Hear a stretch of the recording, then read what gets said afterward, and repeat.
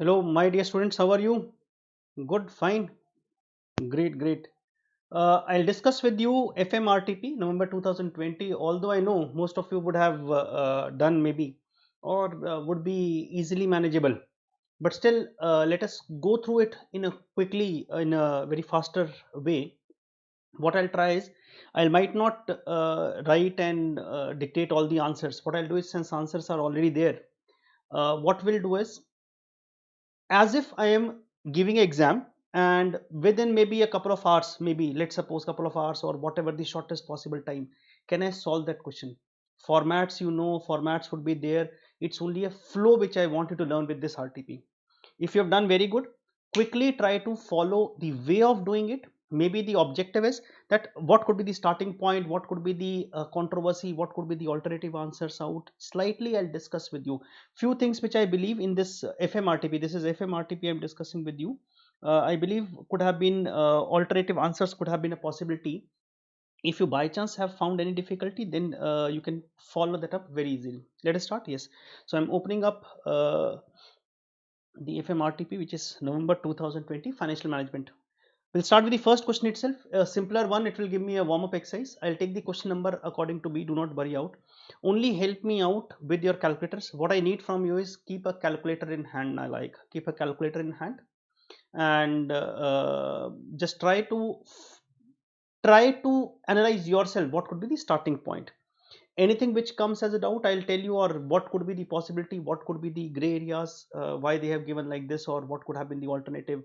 We'll discuss as we move forward in this. Yes, sir. So it's a more of a practice basically. Let's look at question number one.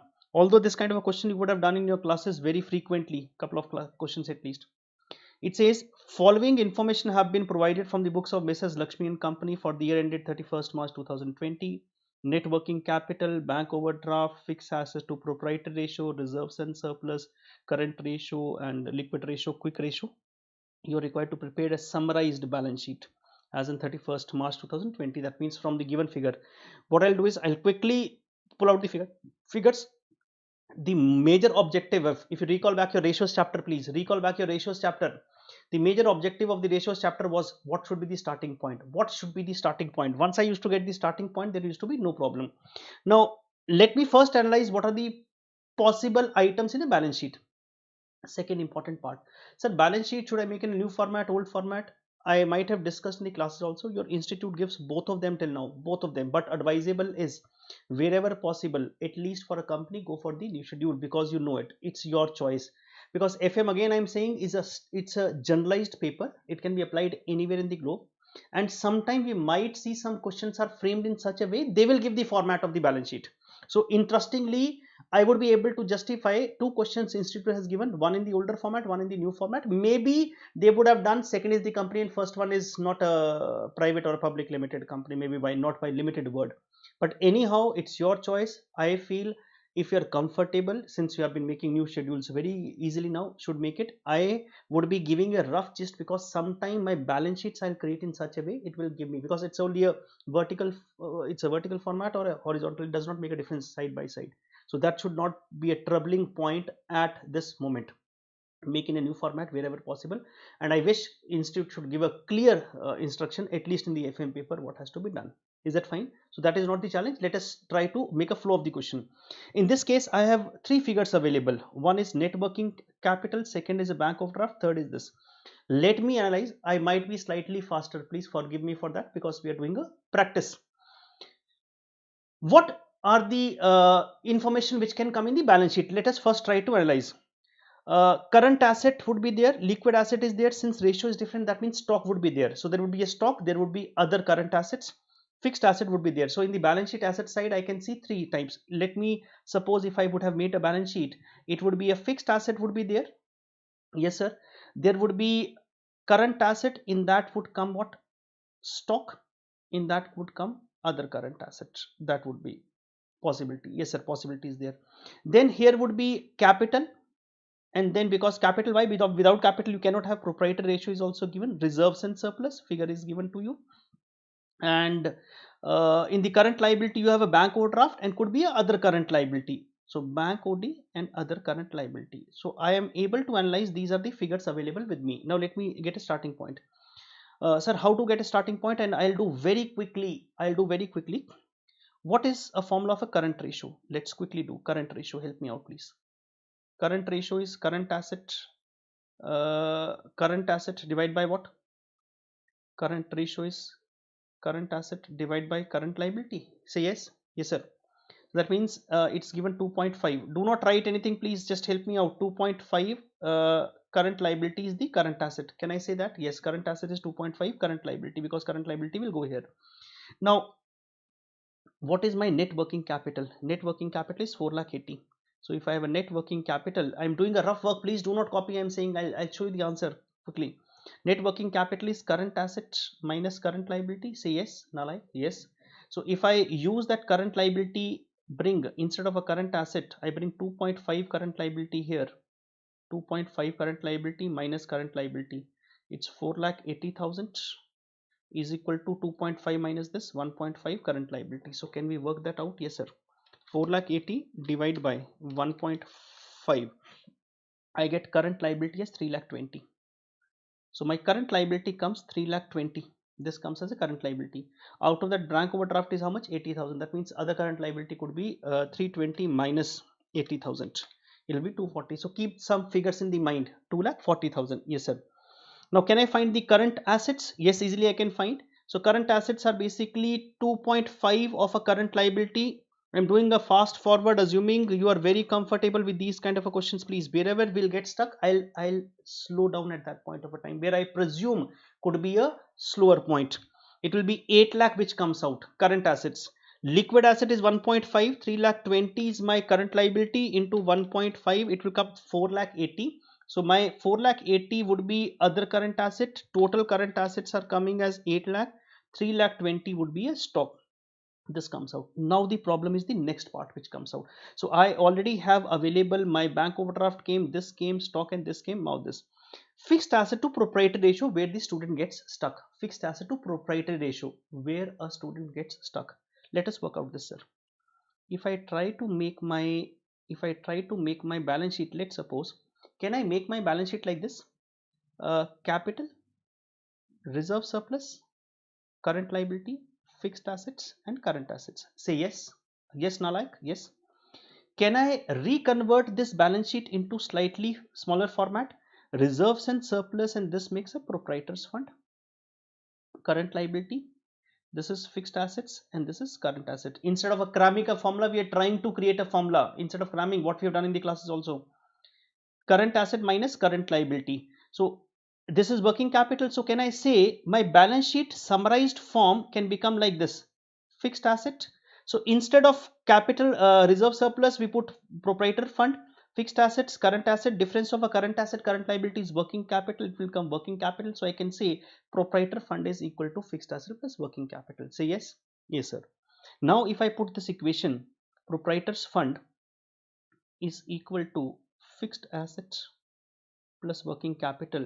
They have this, I know this is given in the terms. Working capital is available in what? The amount term. This is a variable number, fixed asset is a variable number. Both are variable number. Now let me go back to the ratio. I have fixed asset to proprietor ratio 0.75. Fixed asset to proprietor ratio 0.75. So let me put this way. Fixed assets to proprietary ratio or proprietary funds basically is given as equal to 0.75. So can I say implies fixed asset is equal to 0.75 proprietor fund?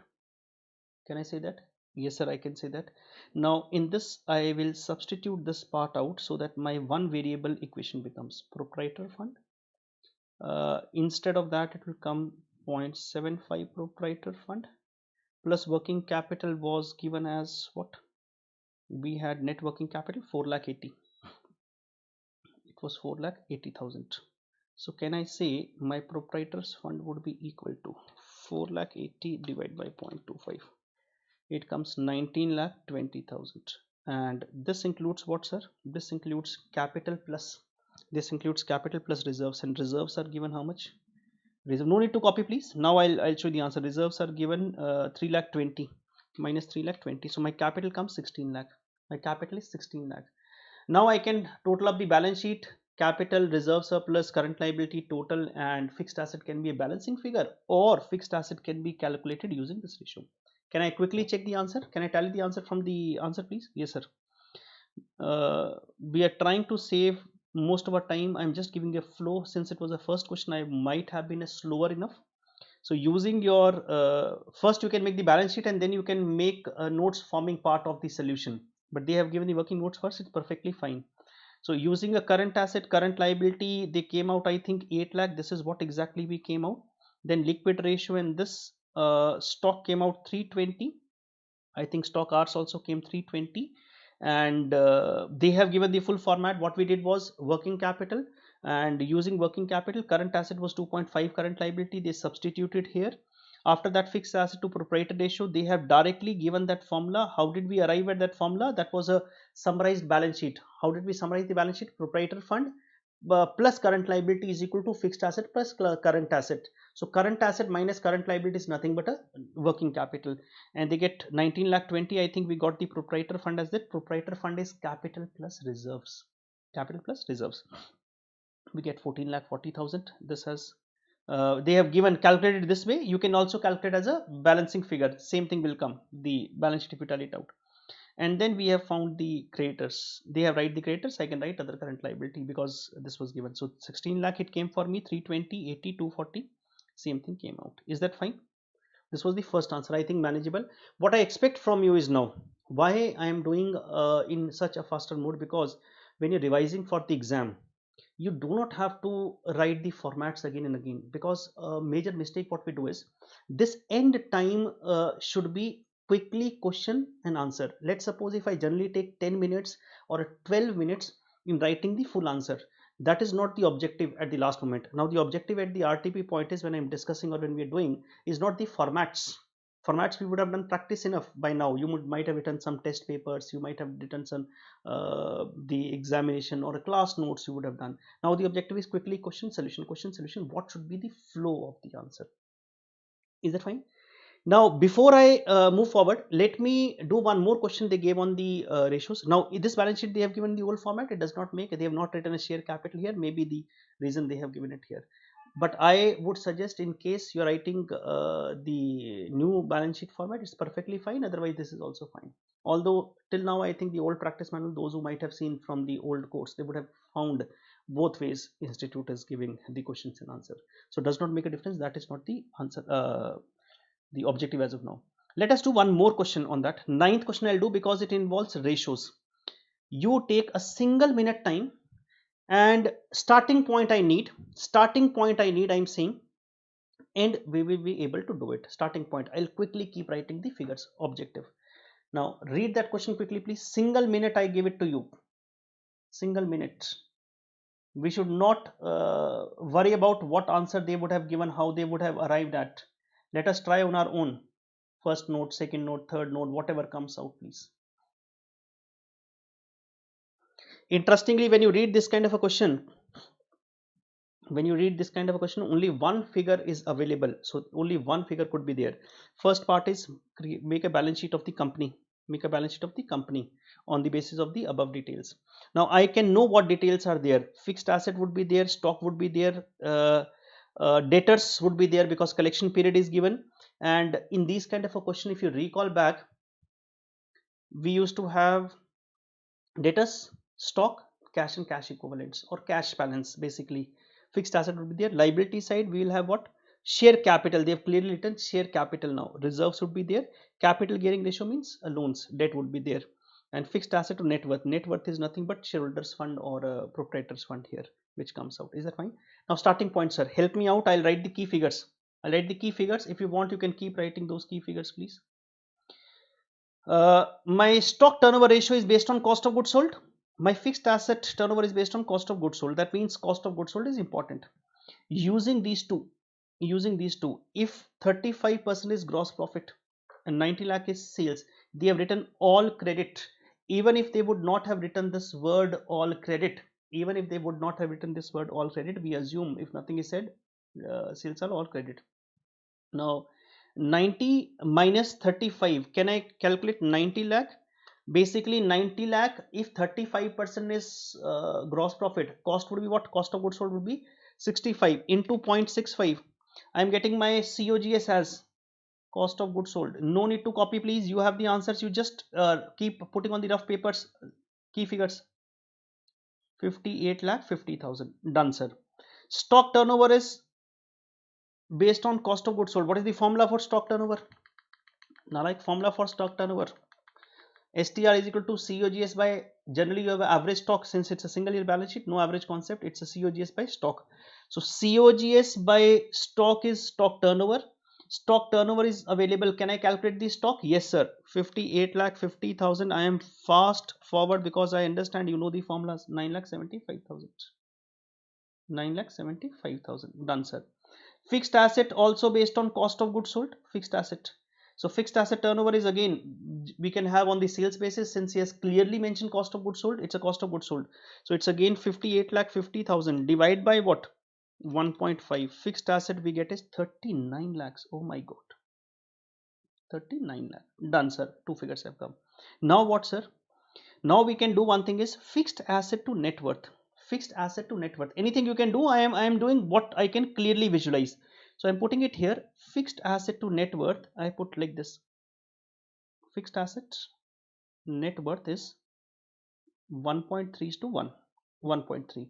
Can I put implies my net worth would be equal to what? Fixed asset divided by 1.3, and fixed asset is 39 lakhs divided by 1.3. 39 lakh divided by 1.3. 30 lakhs comes. It comes proprietor fund 30 lakh. Okay, sir. Now using the 8 point here, 1 and 1.5, 1 and 1, that means total net worth is 2.5. I'll bifurcate into reserves and share capital. I'll bifurcate into total is, sir, 30 lakh which came out. I hope you are able to make a sense, please. It's a 30 lakh which comes out. This is net worth. 30 lakh out of that, if I bifurcate, what they gave was reserves and share capital, beta. Reserves and share capital. Reserves and share capital. They have given 1 is to 1.5. So total becomes 2.5. 30 lakh divided by 2.5 into one part is reserve surplus. One part is reserve surplus. This comes out 12 lakhs for me. And into 1.5, that means, sir, total is 2.5. 30 lakh divided by 2.5, this will be into 1 is reserve surplus, into 1.5 is share capital. So I have got the share capital also. On the liability side, I've got the share capital. Yes, sir. Capital gearing ratio, anyone remembers? Capital gearing ratio, it's a loans, debt plus preference capital divided by the equity holders. So capital, using this capital gearing ratio, now you'll be using that capital gearing ratio, please. So what I can do is I can use my green color pen here. I can use capital gearing ratio. Tell me the formula, please. Capital gearing ratio. Yes, sir. It was what? Debt plus loans. It was what?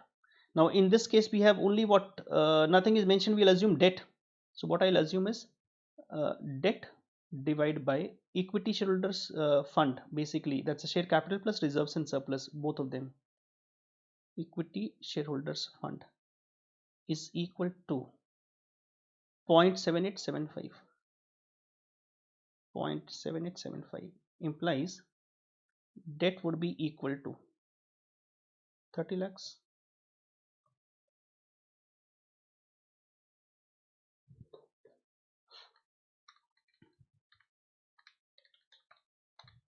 It comes 23 lakh 62,500. So that means, sir, on the liability side we have got share capital, reserve surplus, we have got the debt. That's fine, we have got this. Now let us work out something else, what we can do best. You done till here? Yes, sir. Now let us go back to our question again. So that's a capital gearing ratio. If there was a preference share capital, numerator we would have had preference share capital also. So 30 lakh is my shareholders fund capital. This has come. Okay. Now what?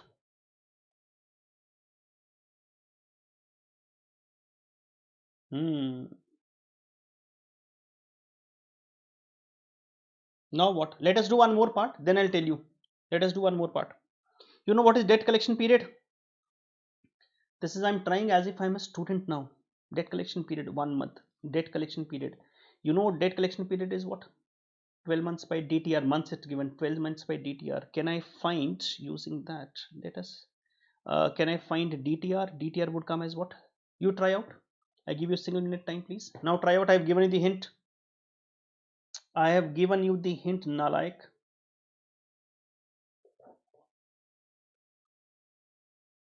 Yes, sir.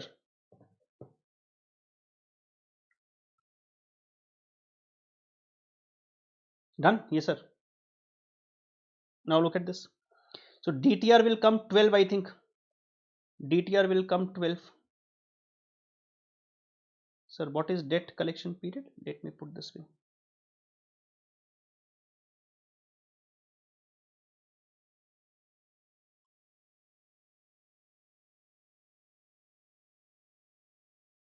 12 times. And formula for that is credit sales divided by debtors. No matter how shortcut they use, you do it properly, please.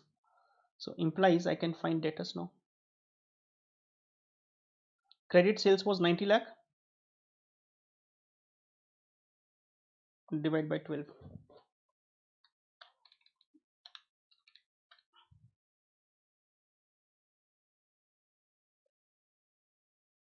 7 lakh 50. Is it fine, sir? Yes, sir. Now we have got 7 lakh 50. Now the crux which comes out. Let us try. That means on the liability side, you've got share capital, reserves, you've got debt, current liability still not got. On the asset side, you have a debtors, you have a stock, you have a fixed asset. Now let us try what best we can do. Total current asset we can find. Look at this part. You know the major part of this question was, if I put liquid ratio is 1.5 is to 1. Liquid ratio is liquid asset by current liability. Liquid asset by current liability. In this case, if I put my liquid asset would be 1.5 current liability. My current asset would be 2.5 current liability. I hope I have done right. Yes, sir. 2.5. Now, difference of these two, current asset minus liquid asset, is stock. You might have got the hint now. Difference of these two EBITDA is nothing but stock. That means if I subtract current asset minus the liquid asset, on the left hand side comes stock. Stock we had 9,75,000. The difference of these two is nothing but stock and is equal to stock. That means difference of 2.5 current liability minus, let me put an equation here in case you are discomfortable. Please look up, look up, look up. I have current asset is equal to 2.5 current liability, liquid asset is equal to 1.5 current liability. Difference of these two is nothing but stock. It's a 1 current liability. It's a 1 current liability and stock is 9 lakh 70. That means current liability is 9 lakh 75,000. Current liability is 9 lakh 75,000. Now let us summarize the whole part we have. I'm highlighting some parts now. This is my reserves. This is my share capital. Current liability comes is equal to, if it's equal to stock, 9 lakh 75, and this is my debt part. So can I do the totaling of the liability side? Liability would be, sir, 18 lakh share capital, 18 lakh share capital plus 12 lakh is my reserves, 23,62,500 plus 9 lakh 75,000. It comes 63,37,500. 63,37,500. Assets, let me subtract from here. Minus 39 lakh is my fixed asset. Minus 9 lakh 75,000 is my stock. Debtors, oh my god, minus 7 lakh 50,000 debtors. I get 7 lakh 12,500. That would be cash and cash equivalents. Now once you get your current liability, then there are multiple ways of doing it. Current liability into 2.5 is current asset, current liability into 1.5 is liquid asset. From that liquid asset, subtract what? From that liquid asset, Nalaik, subtract debtors, you'll get cash and cash equivalent. Can we tally the figures now? Yes, sir. Let us tally the figures. Let me tell you the first part. Second part we can do easily. Second part is very easy. This these type of a question gives me a flow of doing the answers. Since answers are given, I'm saying I'm avoiding any kind of a presentation here, because the objective is in a fast forward manner. When you're having your lunch or dinner or somewhere, you can quickly look at the answers from here. So yes sir. Oh my god. Share capital, we have share capital, we had this long term borrowing, and this total came out. I have a cash figure on my calculator, 7 lakh 12. That means this is my balancing figure, it comes out. So I hope these notes will help you out. You can cross check the notes. There could be some plus and minus I might have done. For example, they might have done the debtors directly, I might have done debt collection period, because I have a habit.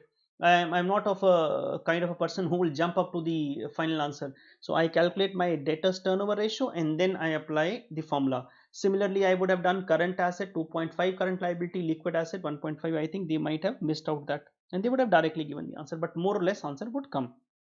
So this comes out my balance sheet. Is that fine? Second part they asked was, let us see that part, and then I'll show you the answer. Second part, it's a working capital management. Hmm.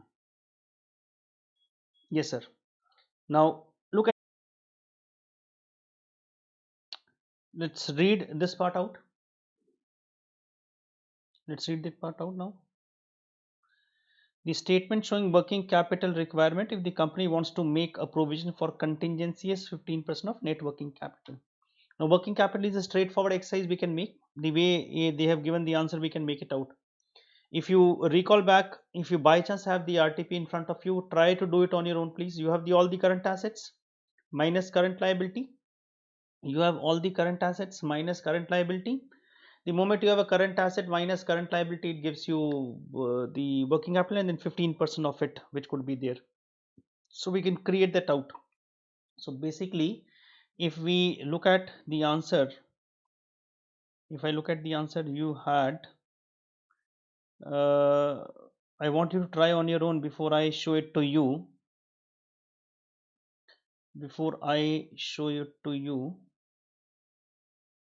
Yes sir. So if you by chance have this, can you calculate that out? He said, what did he say?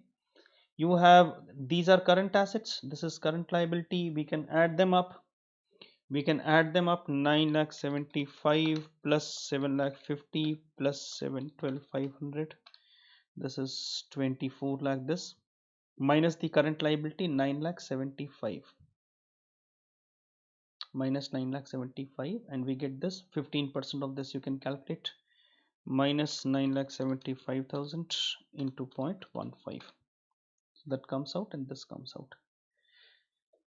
Now when you're doing this question, I expect you to write a note very carefully. Please do write a note if you follow the same answer which is being given, although I could have done one more way out. I could have given you, in the absence of any specific information given regarding debtors, we have calculated the same on sales basis. What basis? Sales basis. Please understand what I'm saying. Alternatively, I could have done, instead of calculating debtors on the sales, I could have taken the cost, but sir, cost data was not available. Adjust the gross profit ratio, adjust the profit gross profit ratio, adjust it, and you get the answer. So what I'm saying is, in case you're following this, whatever you're doing, question is silent. Now question is silent, although it should be a cost, but since they have given in sales, that means it's acceptable. We would have done in the classes also. So what I expect from you, is basically that I expect you should be able to write a note very clearly. In the absence, working capital was not a tough task at all. Working capital is the simplest part, I think. In this case, it's the more simplest. Simply the current asset minus current liability, and the working capital and the contingency reserve you adjusted, and you got the final requirement of the working capital.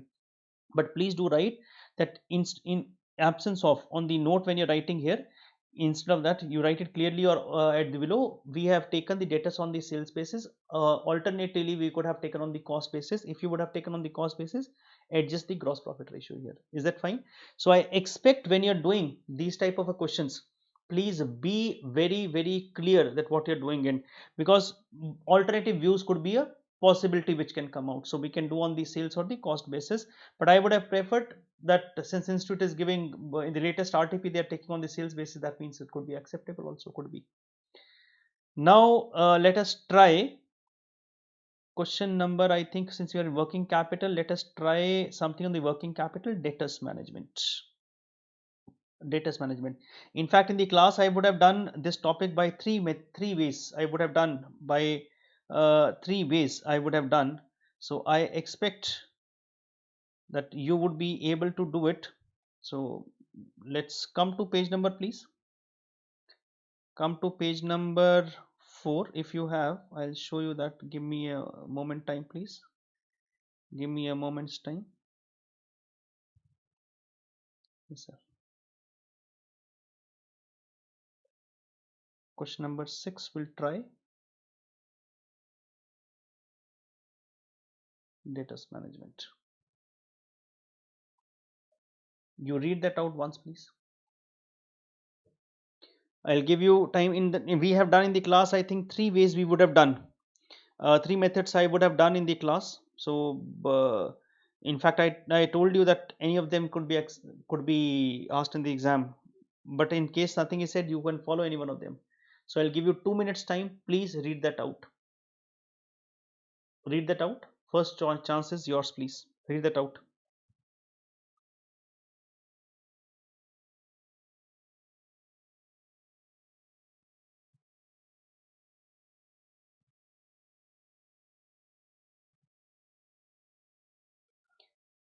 We would have done the total basis, incremental basis, and then there could have been some rate of return basis also.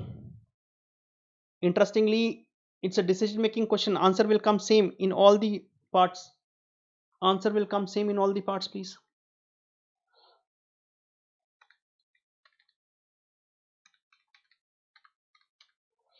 I'm doing some calculation. You can keep doing on your own, please.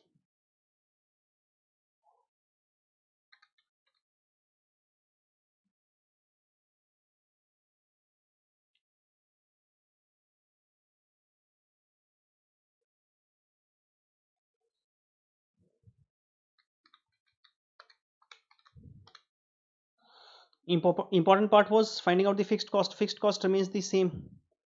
Fixed cost remains the same.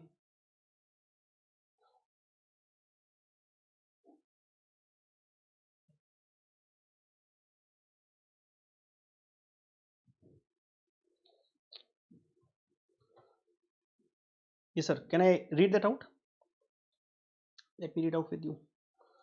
A company wants to follow a more prudent policy to improve sales for the region for which is rupees 9 lakhs per annum. Having average collection period as of now, how many days? 45 days. After certain researches, the management consultant of the company reveals the following information. If the collection period increase, and please be very careful, that means the new period becomes for how many days? I'll write it here. 45 plus 15, the new total will become 60. 45 plus 30, the new will become 75. 45 plus 90. What was, sir, the collection period used to represent blockage of funds. What blockage of funds? Your funds are getting blocked. 45 plus 70. My maths is weak. Like 115 days blockage of funds. The more blockage of funds, more would be your costing, which comes out opportunity cost. Is that fine? Increase in sales, sir. As of now, 9 lakhs. This will become 9 lakh 60. 9 lakh 60. So I'm not writing. I'm saying 9 lakh 60. 9 lakh. This will become 9 lakh 90. 9 lakh. This will become increase in sales. 9 lakh plus 150. 10 lakh 50. 9 lakh plus 210. 9 lakh plus 210 will be a number. You know the number? Yes, you know the number. Yes. Well, very good. Very good. Now look at this. 9 lakh is the sales. 3 selling price. Can I do it here only, please? If you want to put in rough, you can put units. Units is equal to what? Unit will be, sir, 9 lakh divided by 3. 9 lakh divided by 3 rupees. 3 lakh units comes out. Is that fine? Okay. Total average cost per unit 2.25. Variable cost is 2. That means fixed cost is 0.25. Fixed cost is 0.25. So if I put my variable cost, let me put in amount term. 3 lakh into 2. That comes what? Rupees 6 lakh. A very, very, very important part. I'm saying very important part. It means my variable cost 6 lakh as a proportion of 9 lakh. Variable cost as a proportion of the sales is equal to what? Can I write here, Nalaik? 2 by 3 third of sales. है sir, है नहीं? Yes, Nalaik. That means if I have a 6 divided by 9 is 2 by 3, 6.667, that's a 2 by third. It means my variable cost is 2/3 of the sales. Yes sir, 2/3 of the sales. That means sir what? For example, 9 lakh I have, variable cost would be 6. If I have a 9 lakh plus 60,000, 9 lakh 60,000 into 2 divided by into 9 lakh 60,000 into 2 divided by 3 should give me 6 lakh 40 variable cost. 6 lakh 40. 9 lakh plus 90, 990, 9 lakh 90 into 2 divided by 3 will give me 6 lakh 60. Is that fine? Done sir. Now my fixed cost would be sir what? Fixed cost would be out of 2.25, 2 is your variable cost. 2 is a variable cost. That means fixed cost per unit is 0.25. It's a per unit. Total fixed cost would be what? 0.25 into number of units are 3 lakh. It will be 75,000. So that means sir, this 75,000 will remain constant throughout. Yes, this will remain constant. Now let us try to recall our format first before I show you the answer. Let's try to recall. Although I think your institute has taken only the incremental sales, will take full sales. We used to take full sales. That means my first is 9 lakh, 9 lakh 60, 9 lakh 90. The approach was what? Uh, incremental what? Profit. Second was required rate of return, calculation of required rate on return on incremental investment in debtors, incremental investment in debtors, which will calculate how many days your funds are blocked. And we used to have what? First part was sales minus variable minus fixed cost minus bad debts profit. Tax is not there, no tax is there. The increase in the profit was incremental profit due to shifting of the policy. Just try to recollect your format. Try to recollect. A part, B part, C was net benefit. I am discussing first the incremental approach. The moment I do incremental, rest of the things will become very easy, very, very easy now. Like second part used to be cost of credit sales. What used to be the cost of credit sales, sir?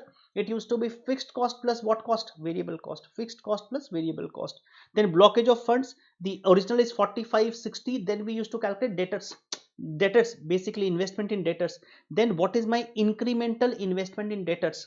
Incremental investment in debtors.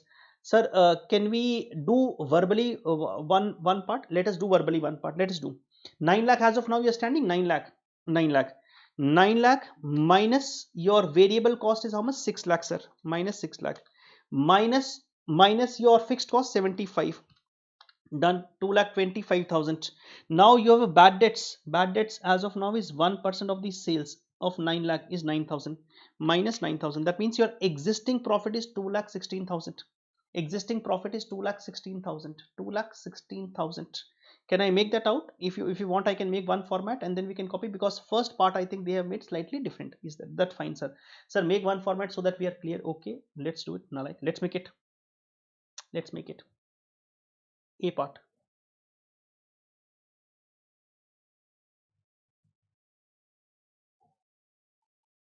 Incremental profit. Let's make first part. That's A part. You have what? WXYZ existing. So I write it here. Existing.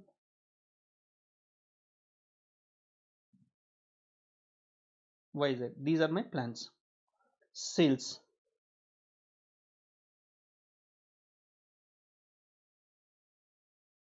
Cost of credit sales. Cost of credit sales in that first part is variable cost.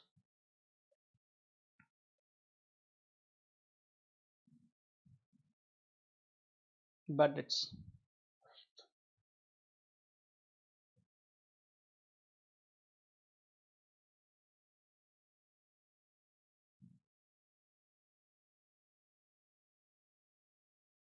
Then we can have incremental profit.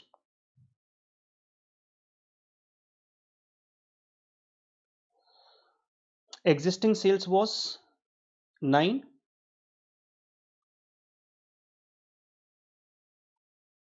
First increase was 60, 60, 90. That means 60 if I do 9 lakh 60, 9 lakh 90,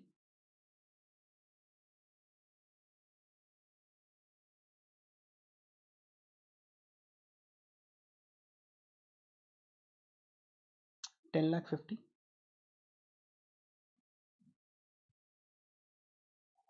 Last one would be, sir, 11 lakh 10,000.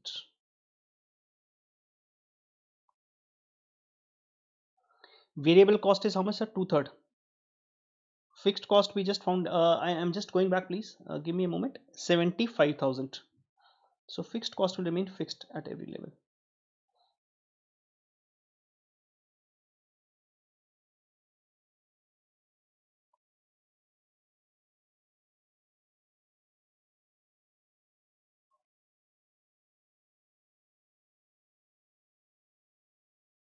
$75. Now variable cost 9 lakh 2/3 is 6 lakh, 6 lakh 40,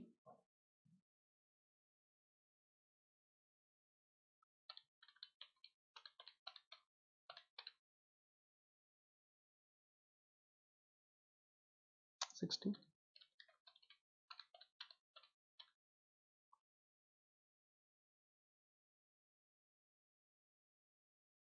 7 lakh,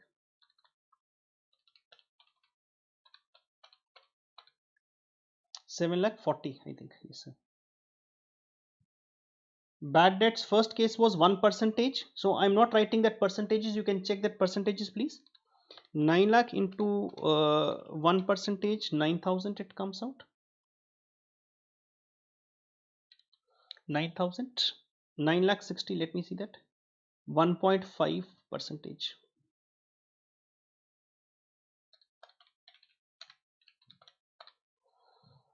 14,400. Then 2%, I think.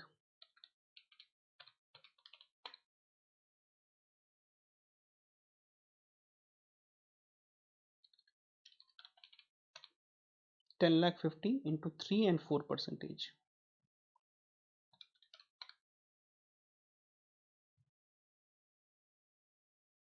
And then what, sir? 4%. Calculate that out, please. 11 lakh 10,000.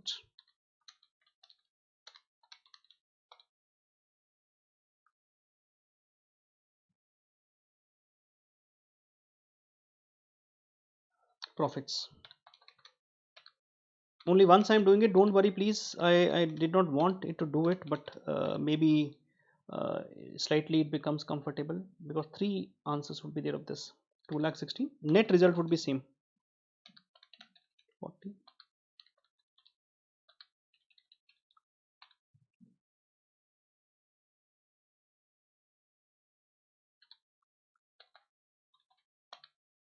6 lakh 60.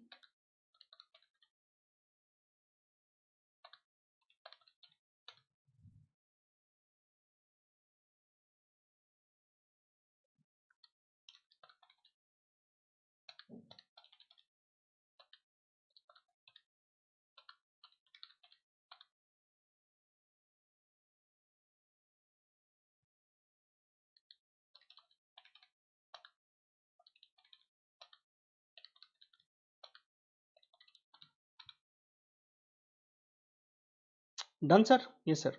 Incremental was from here to here, what is the increase? From here to here, what is the increase? From here to here, what is the increase? And so on.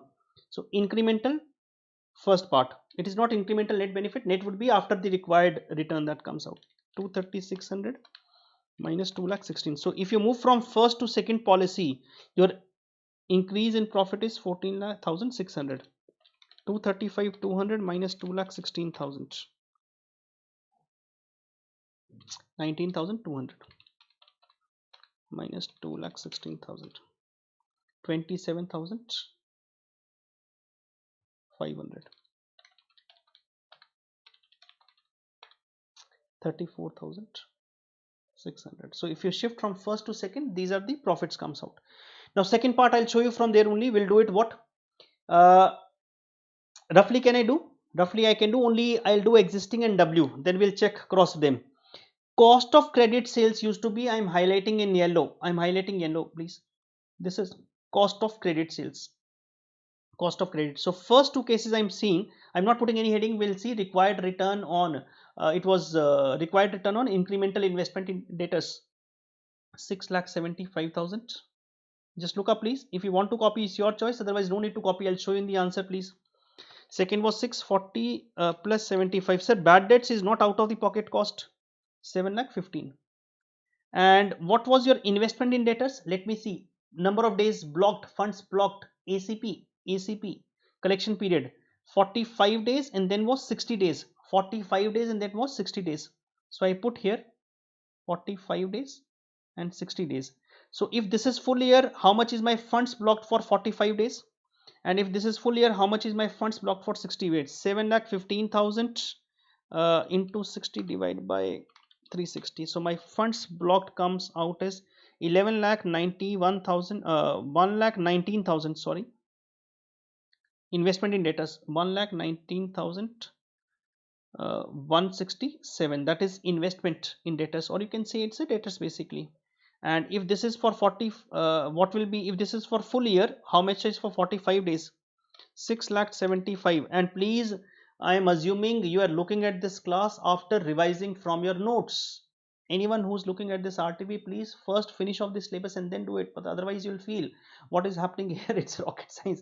It is not rocket science. First, finish off everything from your notes. It's a last moment revision which you're doing. That means you are just winding up a formality of doing a RTP. So I'm assuming that 6,75,000 into 45 divided by 360, which comes out, it's 84,375. I'm not doing the rest of the parts, please. That means if you shift from first policy to second policy, how much is your incremental investment? How much is your incremental investment?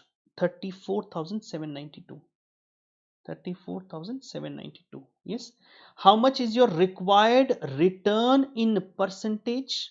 That was, I think, required return in percentage was 20%. Required return in percentage is, sir, 20%. So if my required return in percentage is 20%, can I calculate my required return in rupee terms? Into 0.2. That means if I shift from first policy to second policy, I require, because my additional investment would be of 34,792, 34,792, 20% return I need. That means I need 6,958. 6,958. This I require. Now let me get the net benefit. Same thing you can do from for W, X, Y, Z and incremental we can find. Now I see if I shift from this to this, look up please. If I shift from first to second policy, my additional profit is 14,600. 14,600. My required return is this. So what is my incremental benefit? My incremental benefit is 14,600 minus 6,958, which comes 7,642. It means if I shift from first policy to second policy, this is my incremental. Same way I can calculate for this, this and this, and then whichever gives me highest, I'll calculate that. You're able to recall back the steps now. I've not done the exact statements, please, because it would have taken a lot of time. Now can I show you the answer?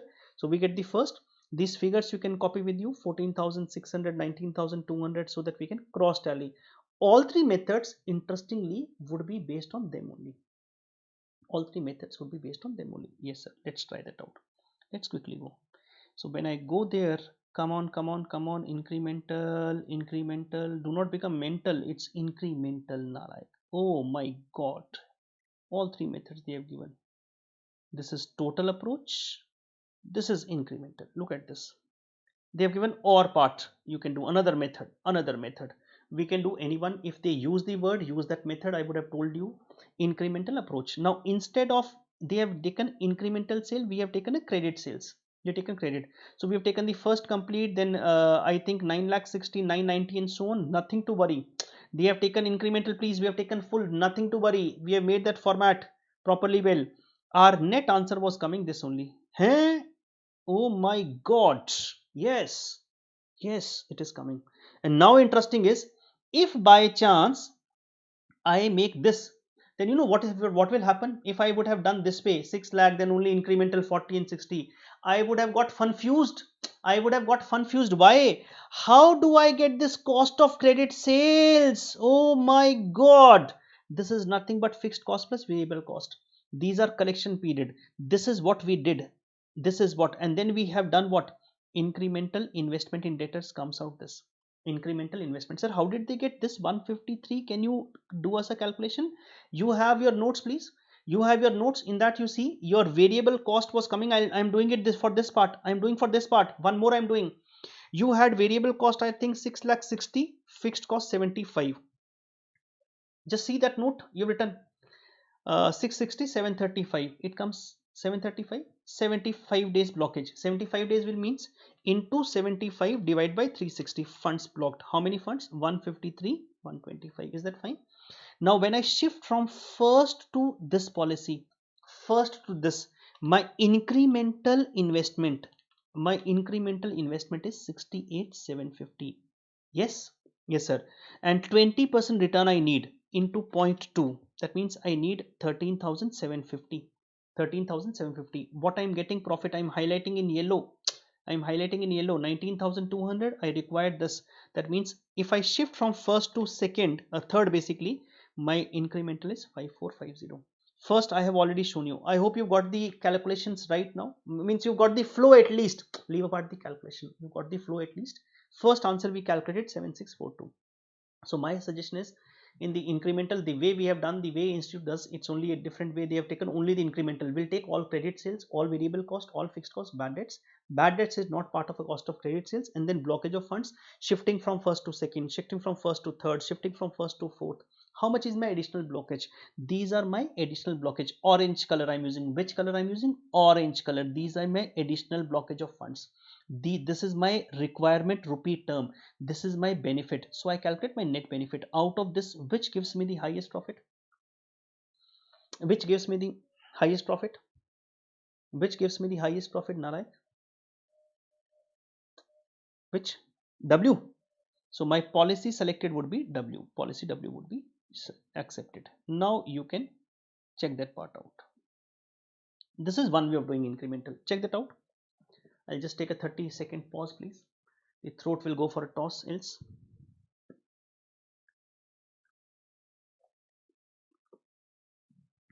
Incremental, once you do, you are able to do any kind of a method. Incremental, once you do, you are able to do any kind of a method.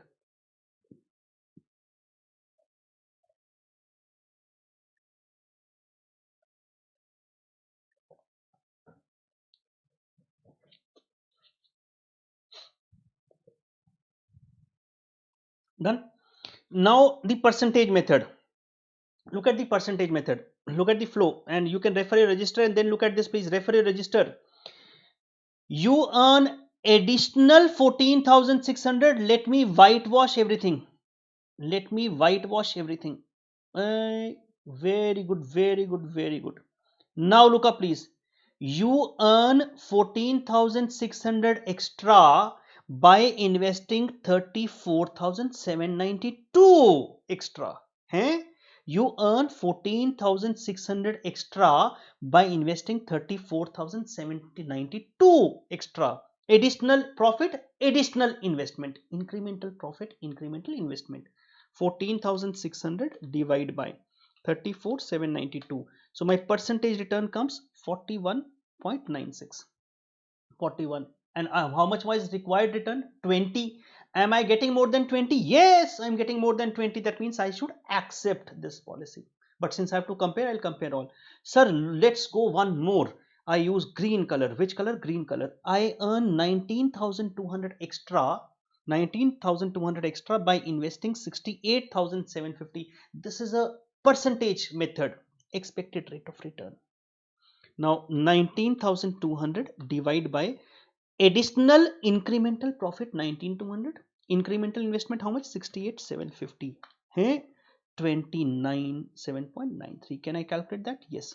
This is also greater than 20 percentage because my requirement was 20. This is also greater than 20. My requirement was 20. This is also greater than 20. My requirement is 20. This is less than 20. Outright reject. And you can see this was a negative here. So both is reject, both methods. If incremental says reject, second also says reject. If father says boy is rejected, mother also says boy is rejected. Rejected. If girl also says rejected, all of them are saying rejected. So all three have to accept. So acceptance is for W, X and Y. That's the acceptance which comes out. Highest is what? This is preferable. Nalayak, the policy W was here also acceptable. W is also here. This basically becomes his was incremental profit by incremental investment. Incremental profit, because how much you, what is our incremental investment receivable? That's a incremental investment is how much extra amount are getting blocked, because of that how much extra you're earning. Is it fine? Can you do that out? Yes sir. Now look at the total approach. Interesting part is answer would come same. Answer would, decision making would come same, even we can cross check the answer. It's the same thing we are doing by different ways. And look at the way, the one beautiful part, you know what I liked about it, institute has given all three and saying student can do another method. That means you can do, and they are giving an indication, they are trying to help a student. You, these are decision making questions, you can apply any approach. I cannot expect institute uh, whosoever created this giving us such a clarity, at least in this question, that student can do any of the approach. It's more of a logical answer, decision making would not change. So that's something we should give them a credit. We should not criticize them at any point, all point of a time. Now if you look at the total approach, total means everything total will take. So they have taken credit sales full part, bad debts, variable cost, and they calculated profit. This profit we also calculated in which part? Incremental. Say yes. Yes, we calculated, sir. Exactly same thing. 9 lakh, 6 lakh, 75, 9,000, everything we calculated. Now if you look at, instead of making that full second part, required return on incremental investment in debtors, instead of making that required return on incremental investment in debtors, they have directly calculated opportunity cost of investment in receivables. How did they calculate, sir? How did they calculate? Can we cross check? Let us cross check. How did they calculate? Let us check that out. What they have done was, you have 6 lakh 75, you know what was that? Cost of credit sales 45 360 16. They have not found incremental, they have directly done what? Total. They have not found incremental. 7 lakh 15 cost of credit sales, 7 lakh 15 cost of credit sales into 60 by 360, 20 by 100 total. You know difference of these two is what? 23,833 minus 16,875. It comes 6958. Let me check here. Can you see that out? Can you see that out? It's only, instead of calculating what we have done, we have seen the difference. On this difference we calculated, on this difference. They have not done that. In the total approach they calculate is on this part, this part, this part, this part, this part. If you try to analyze, they have calculated on the entire part. Let's try to move from first to third. Let's try to move. Let us see. 30,625, and please refer your register before you do this question again. 13,750. 13,750. Let us check that out. It's 13,750. So what we have done is incremental, they calculated total. Is that fine? Now sir, they calculated total. Then they have done what? Then they have done subtract simply. This is your profit 2,16,000. This is your cost and this is your profit. That they have calculated total profit. Cost minus what we did was incremental profit. Instead of total we have done incremental, one step extra we have done. Incremental profit, incremental required return, net benefit. That's fine. They have taken total profit, total opportunity cost, and then profit. Interesting part is, if you look at the difference of these two, sir, how did we calculate 199 125? It's a beta 2,16,000 minus 16,875. In second part it's a 2,30,600 minus 23,833. They have done this total. We have done incremental. What you can do is you can check. What we did was, from here to here what is incremental profit, from here to here what is incremental, from here to here what is incremental cost.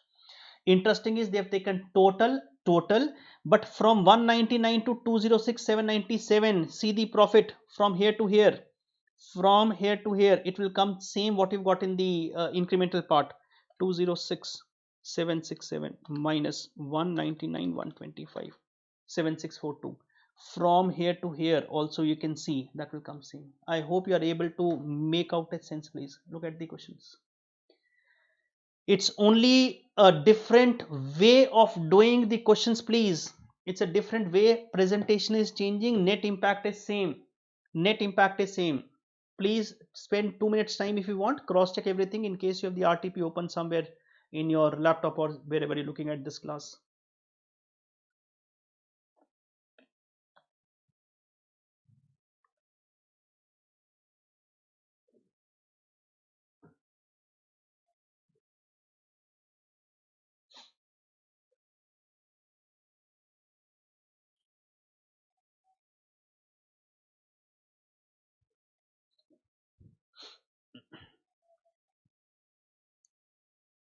Please take a single minute time.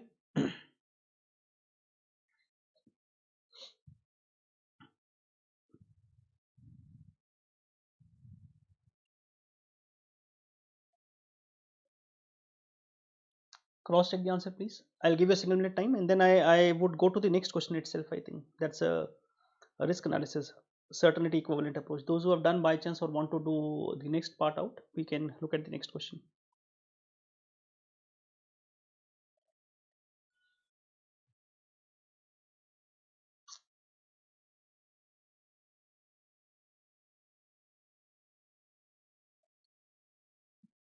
But appreciation was there, that at least they have given the clarity.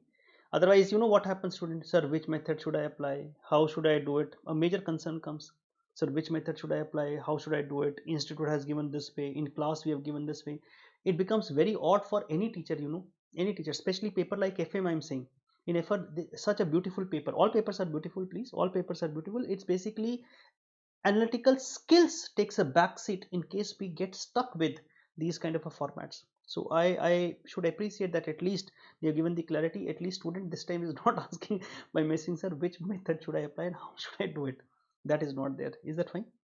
But yes, they have created some problem in one of the questions. I'll show you that one of the questions. We'll come back to that, don't worry. Is that fine? Yes, sir. Let's go back. Seventh question was very easy. In fact, we'll do it verbally and then we'll cross check the answer. I expect your full dedication on the calculator. Seventh part, risk analysis and capital budgeting. Certainty equality. You cannot have a simpler method than this. I feel it's a free marks which will come in the exam. Certain cash flows. You remember certain cash flows. Certain cash flows. And certain cash flows will be discounted by what rate? Risk-free rate. Certain, risk-free, uncertain, risky. Recall back? Yes, sir. A and R is considering two mutually exclusive projects X and Y, which require cash outlay of 4 lakh, 42 lakh, 50,000 and 41 lakh, 25,000. So X project 42 lakh 50 and second project is 41 lakh 25,000. Certainty equivalent approach is used in incorporating risk in capital budgeting decision. Certainty equivalent approach. Is that fine? We'll use what rate? Risk-free rate. They have given. Interesting part is they have given 3 decimals. They have given. So we do not have the problem here also. NPV we have to calculate. You know how the NPV calculation? Please look up. Then I'll do on the calculator. If you want, you can put down on the paper if you want. Multiply this into this, multiply this into this, multiply this into this, multiply this into this, multiply this into this. You get what? Certain cash flows. You get what? Certain cash flows. Then uncertain cash flow, CE, certain cash flows, then multiply by present value factors. Then multiply by present value factors. You get PV of cash inflow. What? PV of cash inflow. And then subtract the initial outflow in PV. Can we do that out? So once again, Nalayak, let me do it once again. This into this, this into this, this into this, this into this, and this into this. We'll get certain cash flows. We'll get what? Certain cash flows. Multiply by present value factor. We'll get PV of cash inflow minus 41 lakh 25,000. I am doing on calculator. If I make a mistake, please forgive me. Age concession. You do it on your own. I'll do. What I'll do is, you know what calculator? How do I do on calculator? Look up the way you want to do it. Do it. I'll multiply 16 lakh 15 to 0.8 into 0.947. Memory plus button. Practice I'm doing 15 lakh into 0.7, 15 lakh into 0.7 into directly the factor. So could be a chance plus minus here. That's a basically I'm avoiding writing off. So you do it, I do it. Right.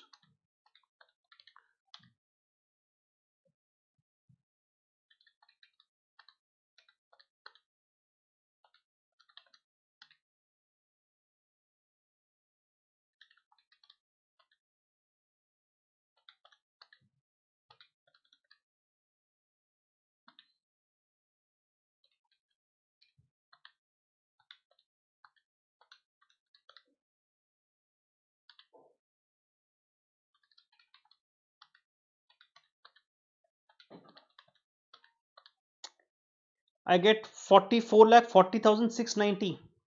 I get this number 44 lakh 40,690 as PV of cash inflow minus 42 lakh 50,000. So my NPV comes first project. My NPV I am writing project X. My NPV come 190 690. Let me check it out, please. I've just done what multiplication and then multiply by the factors. Let me check it out, please. I hope I might not have made a mistake. And second, you can do now easily. Seventh question.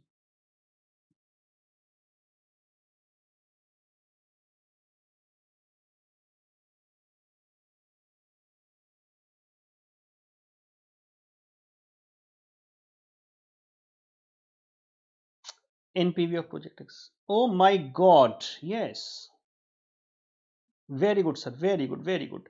Second part you can try on your own. Quickly check it out, please. And which would be accepted? Which has a higher NPV. You can check it out, please. Quickly do it, please.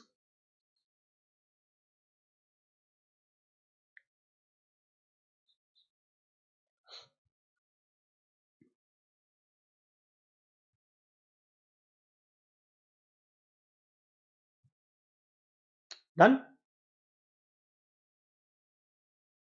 Yes, sir. Done that part, please.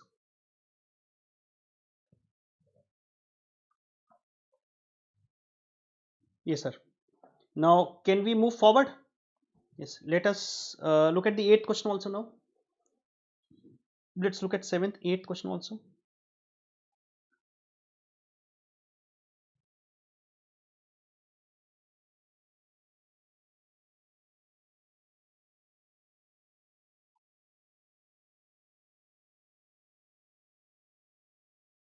Eighth question.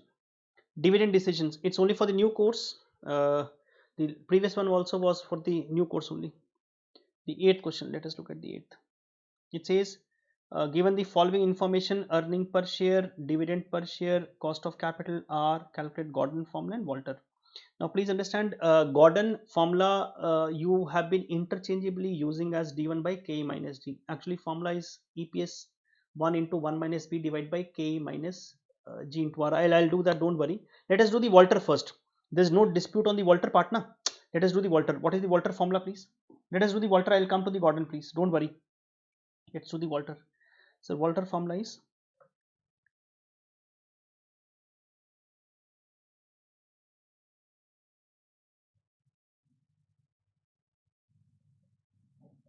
do you have all the terms available?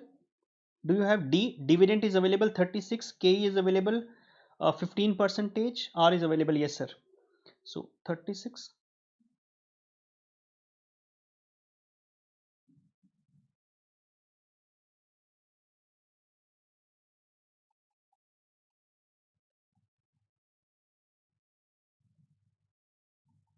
And please do write the terms so that formula has to be written. So I am assuming this is my part here.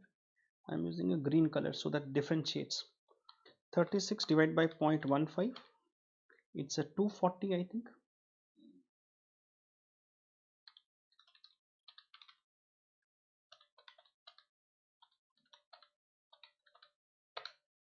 746.67.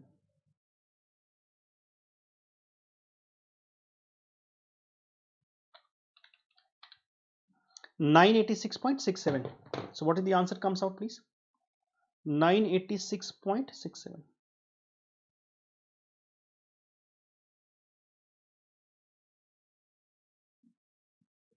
986.67. I hope everyone would have got that formula itself. So there is no challenge. dA by ke plus E minus D into R by ke divided by ke. Now let's talk about the Gordon. When I talk about the Gordon, I tell you the Gordon gave a formula which matched, you would have done some dividend discount methods, and I might have told you Gordon formula is that constant method in between the Gordon and the dividend discount, the constant method, no growth, constant growth, and different growth. The constant growth method is exactly a Gordon. The Gordon gave this formula. I might have told you this also. Look at the formula by Gordon. The price is equal to EPS 1 into 1 minus B divided by Ke minus B into R.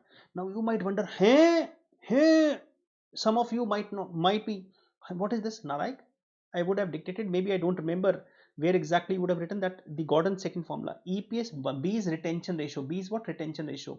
1 minus B is nothing but dividend payout ratio. EPS 1 into dividend payout ratio is nothing but, if you look at this formula, Nalaik, the numerator is D1 only. D1.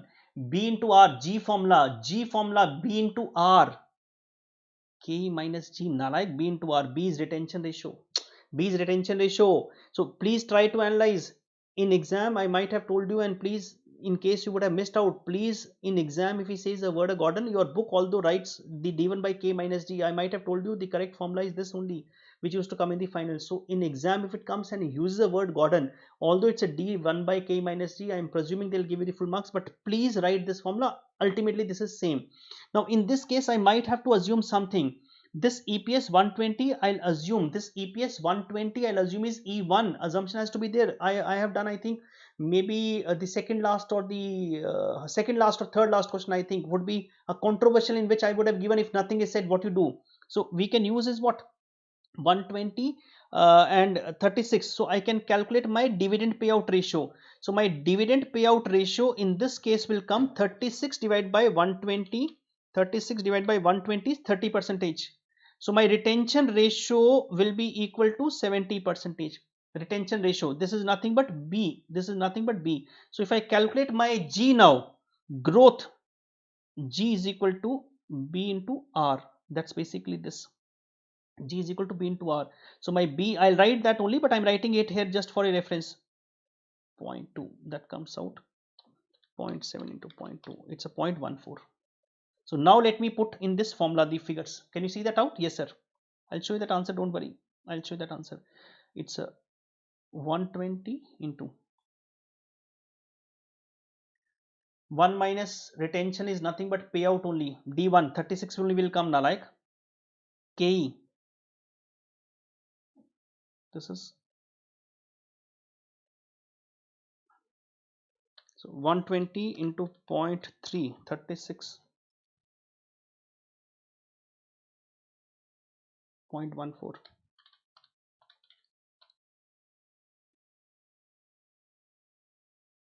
3600. Can I check the answer now, please? Gordon, can I check the answer?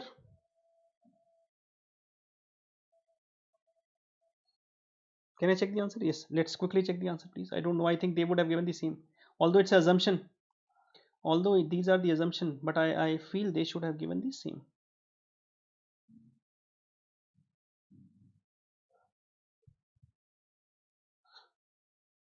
First, complete your class notes and then only go for these type of questions. Question 8.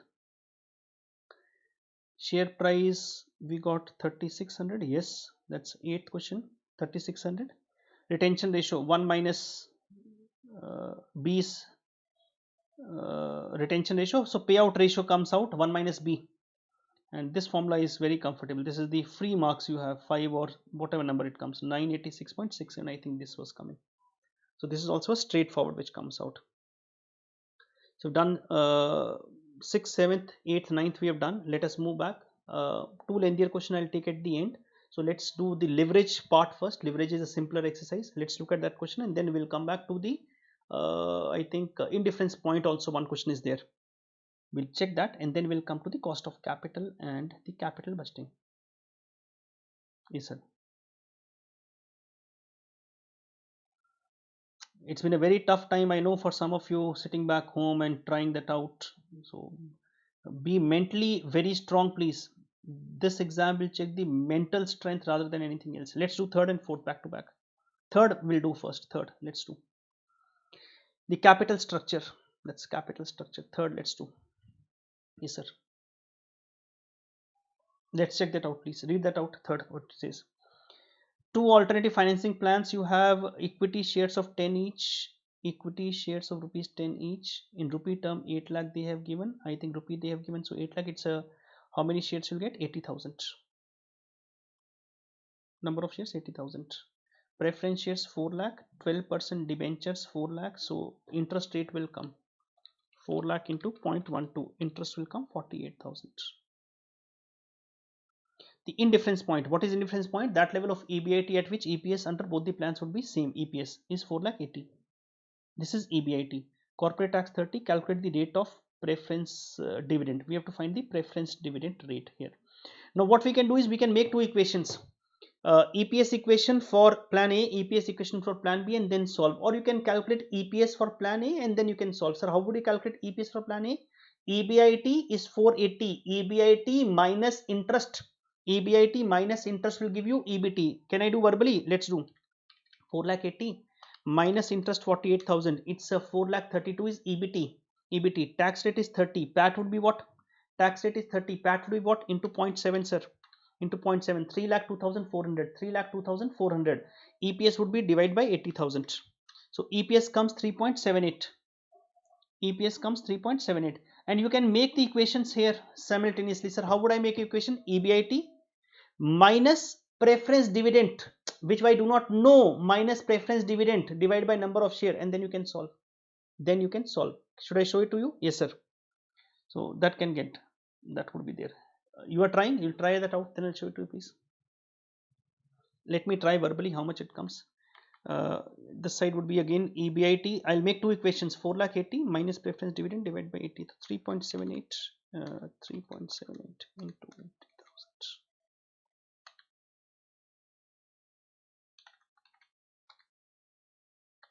4 lakh 80 into tax 0.7. 336. 3 lakh 36. And it's only equation I'm making. 336.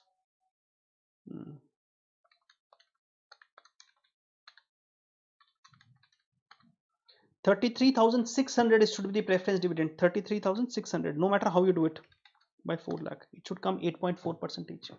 Let me check it out. It's only equation I'm making, please. It's only equation. I assume indifference point is that level of EBIT at which EPS under two plans would be same.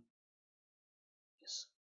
If you look at this, by chance they have given wrong here, 80,000 share. These are 80,000, I think. So anyhow, answer would come right because this would get cut. So they have this equation, EBIT minus interest into 1 minus T. This is EBIT into 1 minus T by number of equity shares. So 3 lakh 2,000 we were getting.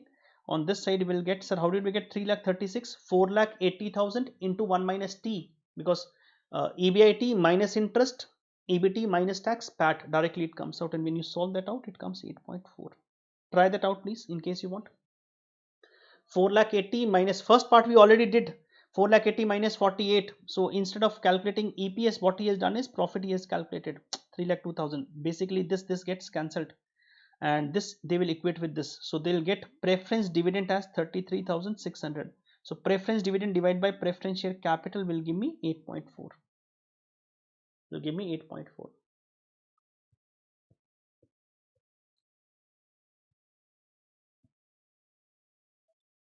Done?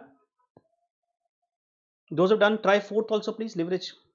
That's bread and butter for you. You cannot have a simpler question than leverage, please.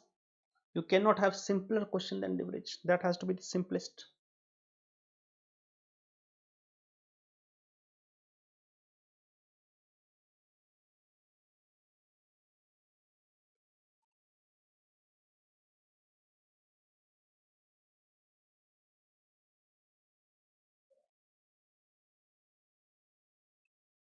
Let me also check leverage now.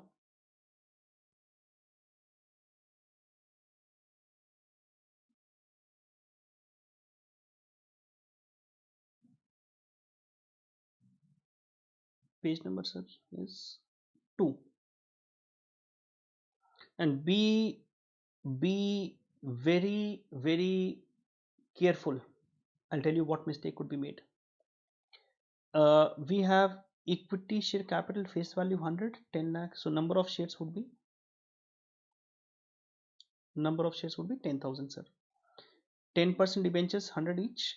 Interest would come 1 lakh. During the year, sales decreased to 1 lakh as compared to 1 lakh 20. Please be careful. Original is 120. You're going to 1 lakh. Be careful. 120. You're going to 1 lakh. However, the selling price stood at 12. Variable cost at 8. The fixed expenses 2 lakh per annum. Income tax rate is this. You're required to calculate the financial leverage at 1 lakh 20 and 1 lakh. Can I draw it here in a rough, please? I'm not writing the format full. I'm not writing the full format. Sales, variable cost, contribution, fixed cost, EBIT, interest, EBT, tax at the rate 30,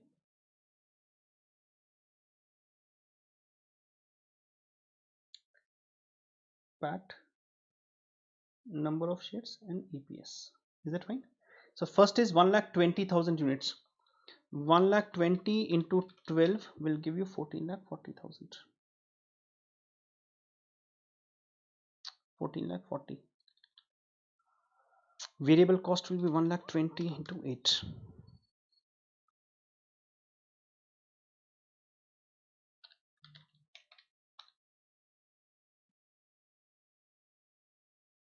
Fixed cost is 2 lakh.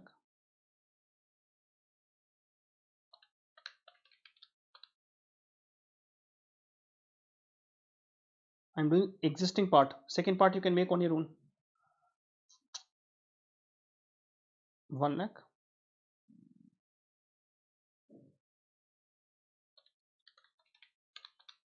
I'm directly writing this level 1,26,000. EPS comes 12.6. EPS comes 12.6. So my formula for the financial leverage, he asked first part is financial leverage. Be careful, please. It's a EBIT divided by EBT. EBIT divided by EBT. Financial leverage.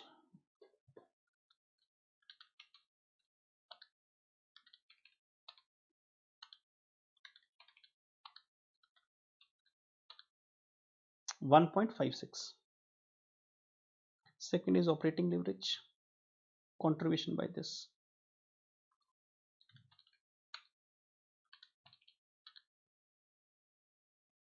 1.71.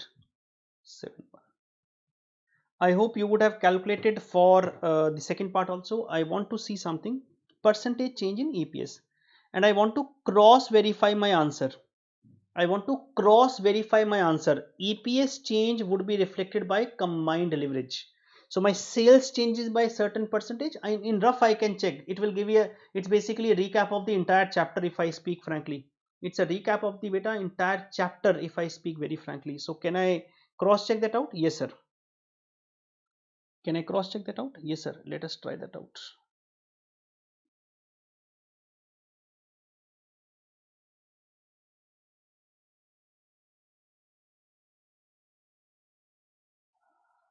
I hope you would have got the answers by now. This is exactly what is coming. Yes, on 1,20,000 and 1 lakh here, 1,20,000 and 1 lakh here, and we get what? EPS 12.6, and these numbers we are getting. Is that fine? This we are getting. Now change in EPS is from 12.6 to 7. It says 44.44%. Sir, can I cross check? I want to cross check so that I am comfortable. Now what we can do is I am highlighting in yellow. I've highlighted in yellow. Can we find a combined leverage? 1.56 into 1.71, 2.67 approximately. How do we read? Sales changes by 1%, your EPS should change by what? 2.67. That should change. Let us check the sales changes by what?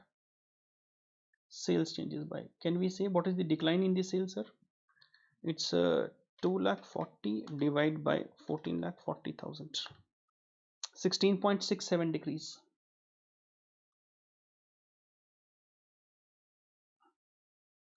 16.6, and sale is decreasing. Yes sir, sale is decreasing here, 16.67, and combined leverage is 2.67.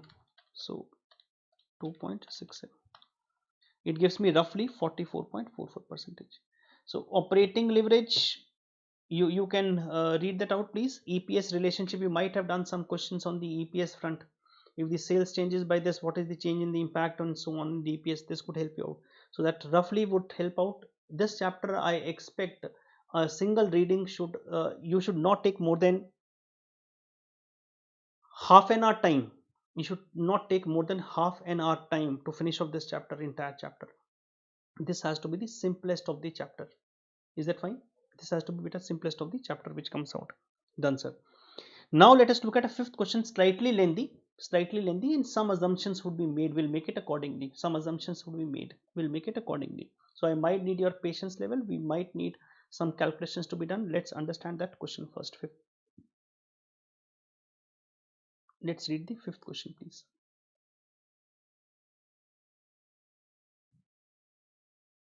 Oh my God, such lengthy question. Don't worry, Nalaik, read that out. Although I do not expect this kind of a question should be asked. I think they copy pasted from somewhere and it got copy pasted. But since it has got copy pasted, let us try that out. Read that out. 3 minutes you take to read out that question first, please. Let me do one thing. Let me read question with you only, please, once. Let me only read with you, and then you can look at, so that flow can be made. The question, keep in mind while we are reading this question.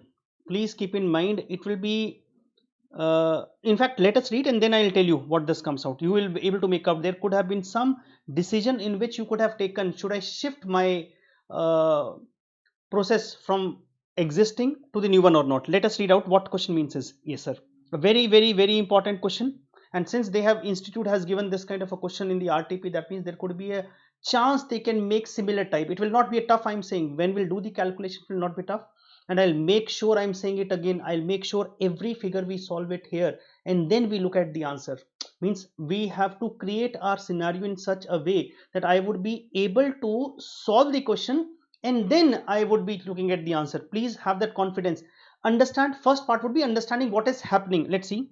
A large profit making company, he's talking about a large profit making company, is considering the installation of a machine. They want to install a machine to process the waste produced by one of its existing manufacturing process to be converted into marketable product. The feeling has been given in the first 3 lines, ample, clear. Please look at the wording again. Once you get that feeling and bhavna clear, once that bhavna is clear, then there is no problem at all. That bhavna and feeling has to be clear.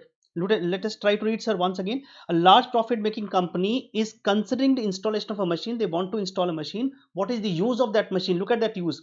To process, underline that word, process. To process the waste produced by one of its existing manufacturing process to be converted into marketable product. So my line is very clear.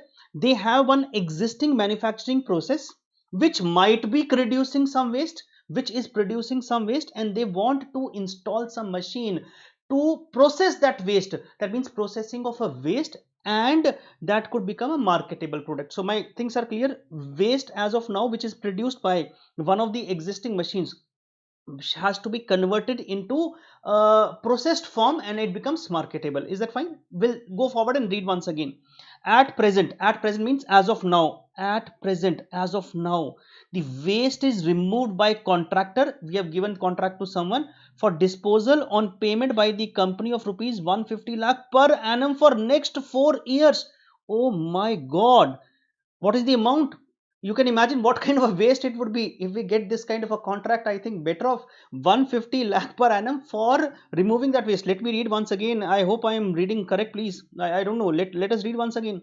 At present, as of now, the waste is removed by a contractor for disposal on payment by the company for of rupees 150 lakhs per annum for next 4 years. That means if you remove the waste as of now, if the company produces, some company is having some existing manufacturing process and maybe that is producing some waste. If you look at the line, installation of a machine to process, I am putting focus why on the lines, please, because once that feeling and bhavna is clear, the flow of the question would not be a challenge.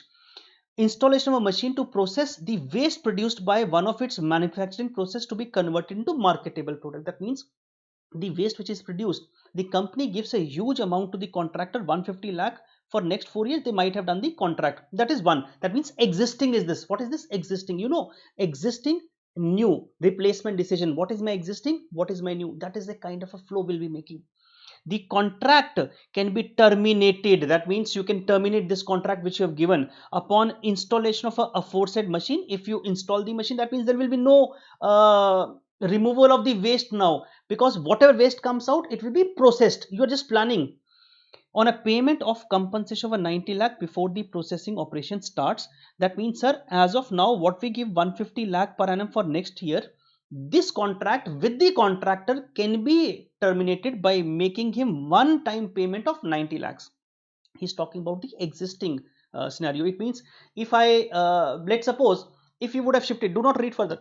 If you would have shifted, it means as of now you are paying 150 lakh, that would be saved. 150 lakh would be saved now, because if you shift to a machine, that 150 lakh would be kind of a cash inflow saving which comes out, and 90 lakh would be a one time payment outflow which has to be made in what period? Zero period. Sir, how do you know? He's very clear, before the processing operation start. That means when you install the machine, you have to cancel that existing contract. This compensation is not allowed as deduction for tax purposes. Which compensation? Only 90 lakhs. Make up your framework, please. If you want to write in the rough part, you can write down. If you want to write down, although I'm assuming when you're revising we do not require, but if you want, you can write down. If I shift from the existing to the new machine, existing is I'm making 150, 150, 150, 150 lakh payment. That payment would not be made. That will be a kind of a cash inflow. That would be kind of a cash inflow. Would it save tax? Yes, sir. Would it save tax? Yes, sir. So 150 lakh, 150 lakh, 150 lakh, 150 lakh would be as good as inflow. Tax saving would be basically net of tax saving, I can say. That would be because I would not get any tax concession. 90 lakh would be my outflow, but I'll not be get any tax concession on this. So when I'll do the reverse part, that means 150 lakh would be saved, 90 would be outflow, 150 lakh tax has to be adjusted, 90 lakh no tax concession would be there. Is that fine? Now let's see what he says, second paragraph. So first paragraph was the feeling and the existing machine. Second paragraph, sir, the machine required for carrying out the processing, the machine required which you will need, will cost 600 lakh. Oh my god, it's a huge amount. I think there is something big project maybe to be financed by loan. Oh, now they're not employing their own money, they'll take a loan. 600 lakh repayable in 4 equal installment commencing from year end 1. Even if they do not say, we assume at the end of the year payment, they have clearly mentioned. Now first thing which I found a problematic could be, or could be a debatable, I'm saying debatable, your institute has taken a view, I respect all their views. Debatable is, when you take a machine, you borrow 600 lakh, now payment has to be made in 4 installment. These 4 installment, because language is not ultra clear, I'm saying again, language is not ultra clear. When we used to have a chapter called leasing, it was there in the new course earlier also, and in the finals, the leasing concept used to talk about was 4 equal installment. It could be principal plus interest, equated annual installment. The word used to be equated annual installment, or we can say if it's a 4 equal installment, it could be a principal payment. Ideally, we used to see a line very clear from the institute when the question used to come in the finals. They used to say 4 equal installments of the principal and so on. Here the language is not clear. I'm saying I'll respect the institute view. They have assumed, and they have given a lot of assumptions in this question. They have assumed it's a 4 principal payment. That means every year payment would be what?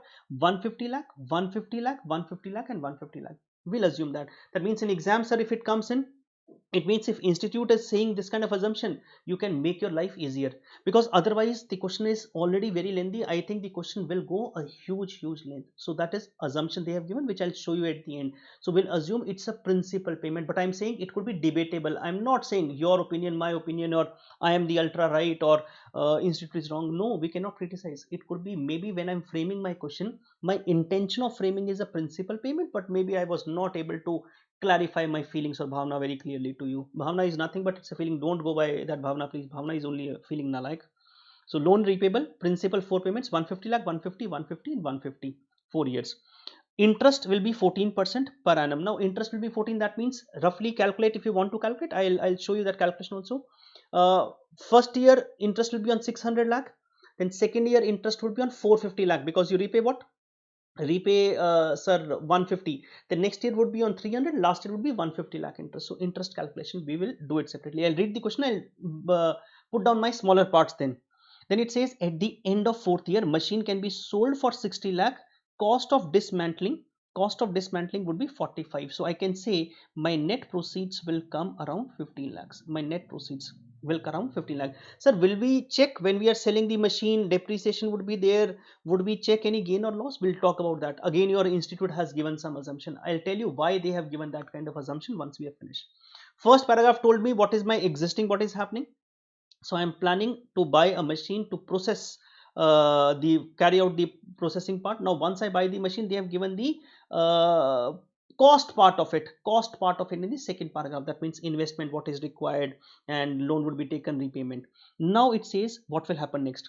Sales and direct cost of the product emerging from waste processing. So once you process the waste, that means you've installed the machine, you will process the waste emerging from the waste processing for 4 years are estimated as under. They are giving that once you will start the production of the waste, then you will have these kind of a sales center, huge sales, 966 lakh, these are in the lakhs, and material consumption, wages, other expenses, factory work, depreciation as per income tax rule. So they have made your life very simple here, nothing to be calculated. So basically they are saying, if we, instead of that removing of the waste by the contractor which was there, instead of that we buy a machine, we in-house do the processing, we are doing the processing here.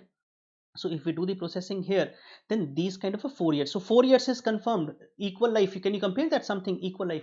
Although I'll in the equal lives you might have done, if I go back, if I'm not wrong, equal lives, what you would have done in your classes anywhere, I think could have been a possibility. It was an equal amount every year, annual incremental cash inflows. But in this case, all 4 years I'll have to make a income statement and then CFT, or I can say basically I need cash inflow. NPV calculation, two things I need. Discounting I think they would have given, yes, they would have given the present value factors they have given. So we'll assume that only. And second part is the important part which was there. Was I would be making a cash flow. So cash flows are required. So these statements will help me out in the cash flow pattern. So this will help you out. We'll check that out, how to calculate. Initial stock, that's a zero period. Initial stock required before the commencement of the business is 60 lakh. Introduction of working capital. What used to be outflow? Introduction of working capital. Start of year 1, that means as good as start of year 1, zero period only. In the zero period we require the stock levels of material to be maintained at the end of year 1, that's a beginning of the second year. Year 1, 2 and 3 will be 165 lakh. Now in this case my stock will increase from zero period to first year, and that means initially 60 lakh outflow, then certain lakh outflow, at the end will release.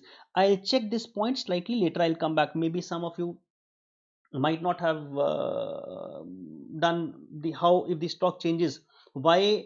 If you recall back, you might have done in your capital budgeting, zero period outflow, end of the year inflow. Generally I have a habit, I used to show them a graphical presentation why similar kind of an inflow outflow comes. There has to be some mathematical equation. We'll try to reach that out, then I'll come back to that. But one thing is clear, I'll require initial stock, and the general concept of the stock is introduction and release of the working capital at the end. The stock at the end of the 4 year will be nil. Even if it does not say, we assume at the end of the process that the stock is released. The storage cost, storage of material will utilize space. Now you will require some space to utilize, which would otherwise have been rented out for 30 lakh. That means it's a kind of a opportunity cost. Sir, how opportunity cost? The storage of materials will utilize space which would otherwise have been rented out. That means if we were not doing this process, then we were getting a rent of a 30 lakh. Done, sir. Labor costs. Labor cost includes, that means this labor costs, this wages includes, wages of 40 workers whose transfer to this process will reduce idle time payment of 45 lakh in year 1. You might have done these kind of a things somewhere in the costing, maybe. That means as of now we were paying a idle time wages which is included in this 225 lakh. Now once these worker will be shifted to, this is labor include the wages of 40 workers whose transfer to this process that means once they get transferred to this process, will reduce idle time wages. They will not get any idle time wages. 45 lakh will reduce my wages in the first year, and 30 lakh in the year 2. It means as of now I'm paying 225, let's suppose. Out of that, 45 would be reduced from here, and out of 225, 30 lakh would be reduced. Factory overheads include apportionment of general factory overheads, except general factory apportionment of expenses are of no use. Apportionment of expenses are of no use, please. General factory overheads, except means to the extent of insurance charges of 90 lakh per annum payable on this venture.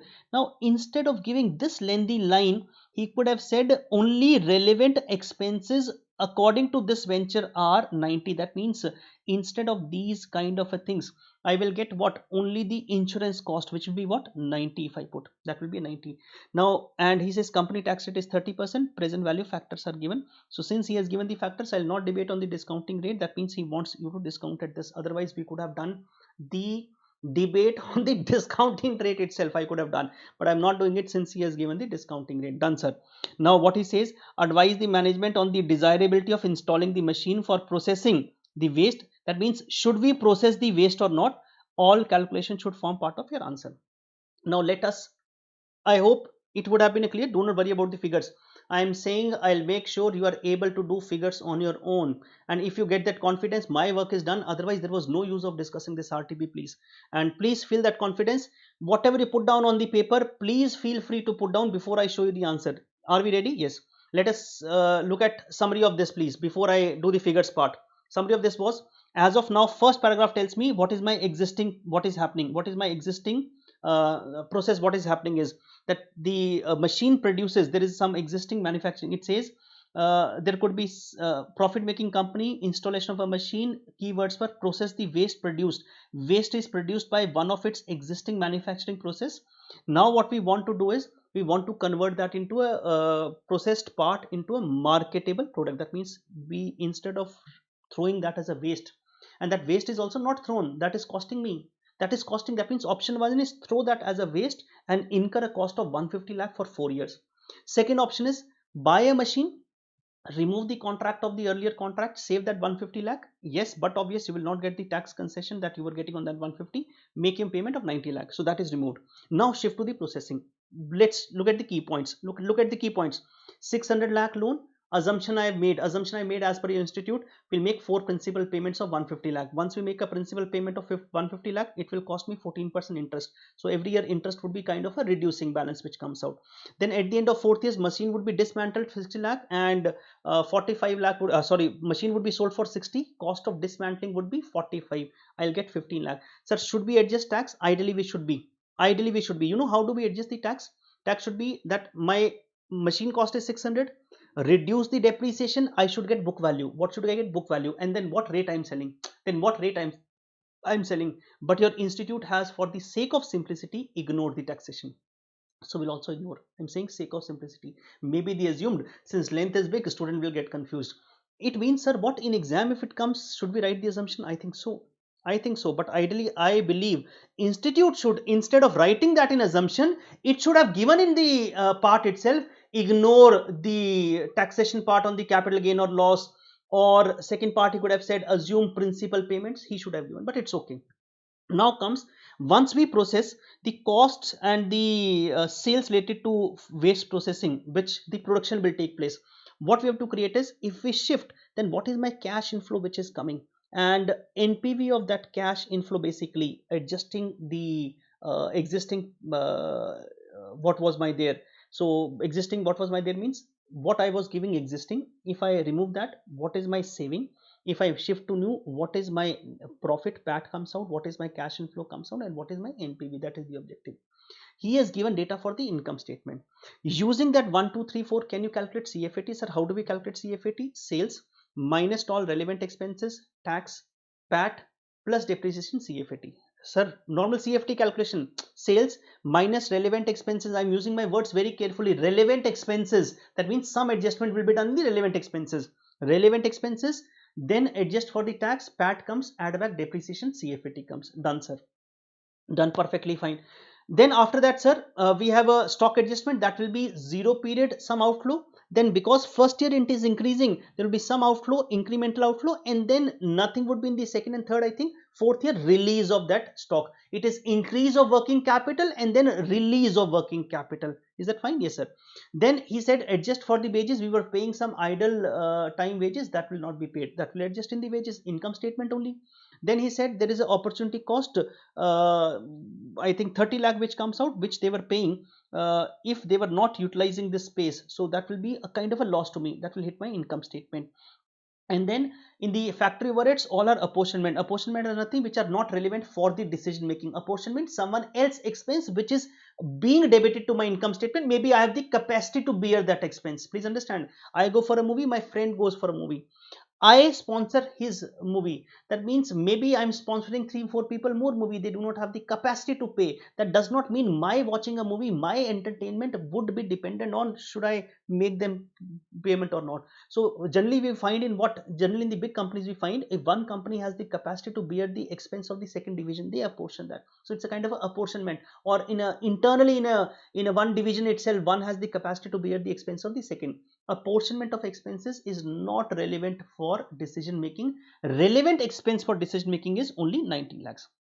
That means, sir, out of these expenses, all of them will come factory overheads. I'm highlighting, please. I'm highlighting it. Factory overheads will get adjusted. Wages will get adjusted in the first 2 years because he said idle time wages 40 and 30 lakh.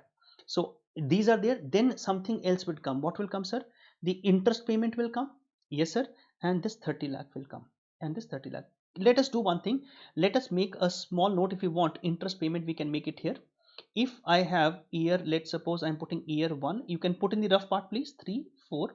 First year loan is 600 lakh, then 150 lakh you pay, 4 installments. 4 installment will be 600 by 4, then 300 and then 150.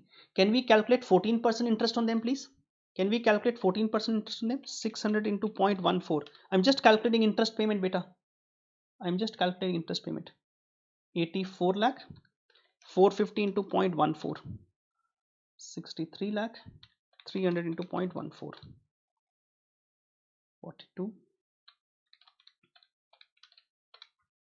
21. These are my interest payment and they will hit what? Income statement. Is that fine? Yes, sir. Now what we can do is, sir, what we can do, help me out verbally. That will be the confidence I want to see on your faces, please. I want to see that confidence on your faces, please. First year, whatever is written will tick. Whatever has to be changed, I'll highlight. Whatever has to be changed, I'll highlight. First year, I'm making first year. I'm making a PAT or a CFAT. You can say whatever you want. PAT, let's calculate the PAT first. 966 minus 90. Instead of this, I am putting it here. Instead of this, the wages would be 225 minus 45 beta. 225 minus 45, that comes 180 for the first year. 180 for the first year, and this will be 120, this will be 90 throughout, this will be 150 and two more expenses 84 and 30 lakhs. Sir, once again please, entire income statement, two expenses adjusted. Sir, why do I need? Because I need a cash flow. Cash flow would be PAT plus depreciation, then only I can get the cash flow, and that will be helping me in the NPV calculation. So we're doing it here. It will be, sir, let us try 966 sales minus 90 minus 180 minus 120 minus 90 minus depreciation 150 minus interest 84 minus the opportunity cost 30. It comes out PBT. I'm writing PBT. 222 is coming out PBT. Let's subtract the tax 30% from here. 30% last line is given, sir. Where? This is 30% beta. 30%. I'm doing into 0.7 directly. I'm doing into 0.7. So my PAT for the first year comes. I'm putting PAT, and you have all the figures, please. You have all the figures. Only two figures I've added new in the income statement. One is this. Please look up highlighting in this, and second is this part here. So my PAT for the first year comes 155.4. Sir, can you help us out in the second year also? Let us try second year, please. Look up, look up. 966 as it is, 120 as it is. I'm cutting down this 225. Sir, why 225 we are cutting down? 225, 30 lakh in year 2, only year 2 expenses. 225 minus 30, it comes out what? 195. I'm putting it here for the time being. 135 will come as it is, 90 will come as it is, this will come as it is. Second year interest would be, look at, I am highlighting in what color? I am highlighting in whichever color is this now, like pink color, purple, magenta, whatever color. This 63 will come, and this 30 lakhs. Sir, why? This is outsourcing. Let us try now. 966 second year sales minus 120 minus 195 minus 135 minus 90 minus 114 minus interest 63 minus opportunity 30. It comes beta 219 into 0.7. Sir, why 0.7? 30% is tax into 0.7. It comes 153.3. That comes PAT. Sir, if I have to calculate CFAT, then I'll do what? If I have to calculate CFAT, then I'll do what? Add back depreciation. Add back depreciation. You'll get what? CFAT, cash flow after tax. That's it. You'll get CFAT, cash flow after tax. Now same calculation can you do for the third year? Third year, yes sir. And this, yes sir, we can do. Can we calculate that out? Yes. Before I show you the solution, before I show you the, in fact, before I show you the solution, can we discuss one more part? That could be CFAT calculation can be done. Yes sir. Now what will come, sir? Now if I make my cash flows, if I make my rest of the part which were related with my repayment of a principal, which was realization of the sale proceeds from the machinery, which was what? 60 lakh minus 45 lakh. Then I can have the contract payment saved, which was basically I was giving the in the existing or the old version, that would be saved, and I'll adjust for the tax on that. Yes sir. And then there would be a stock adjustment which would be there.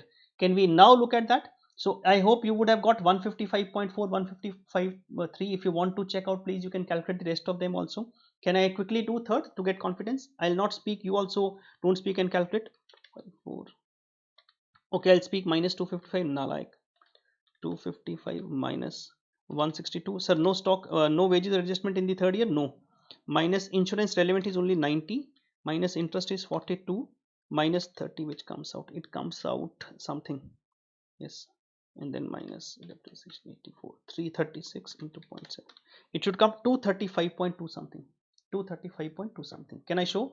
In fact, if you have the RTP in front of you, well and good. If you do not have, please, after this class, download one, keep aside, try on your own. You will be able to do it. Now, my objective, only remaining part is first paragraph was about the cash flows directly. The second is also about the cash flows. Let's check that out. Can we check the answer out better now? Yes. Now we are all prepared. Let's move to the answer. Let's move to the answer. Quickly check this. I'm saying I could have made ample assumptions in this from other than these. I could have made ample assumptions. I have not made anything. I'll tell you. Maybe I'll tell you one or two which are there. So you had the CFAT. It's a PAT given. I think we calculated the same PAT level.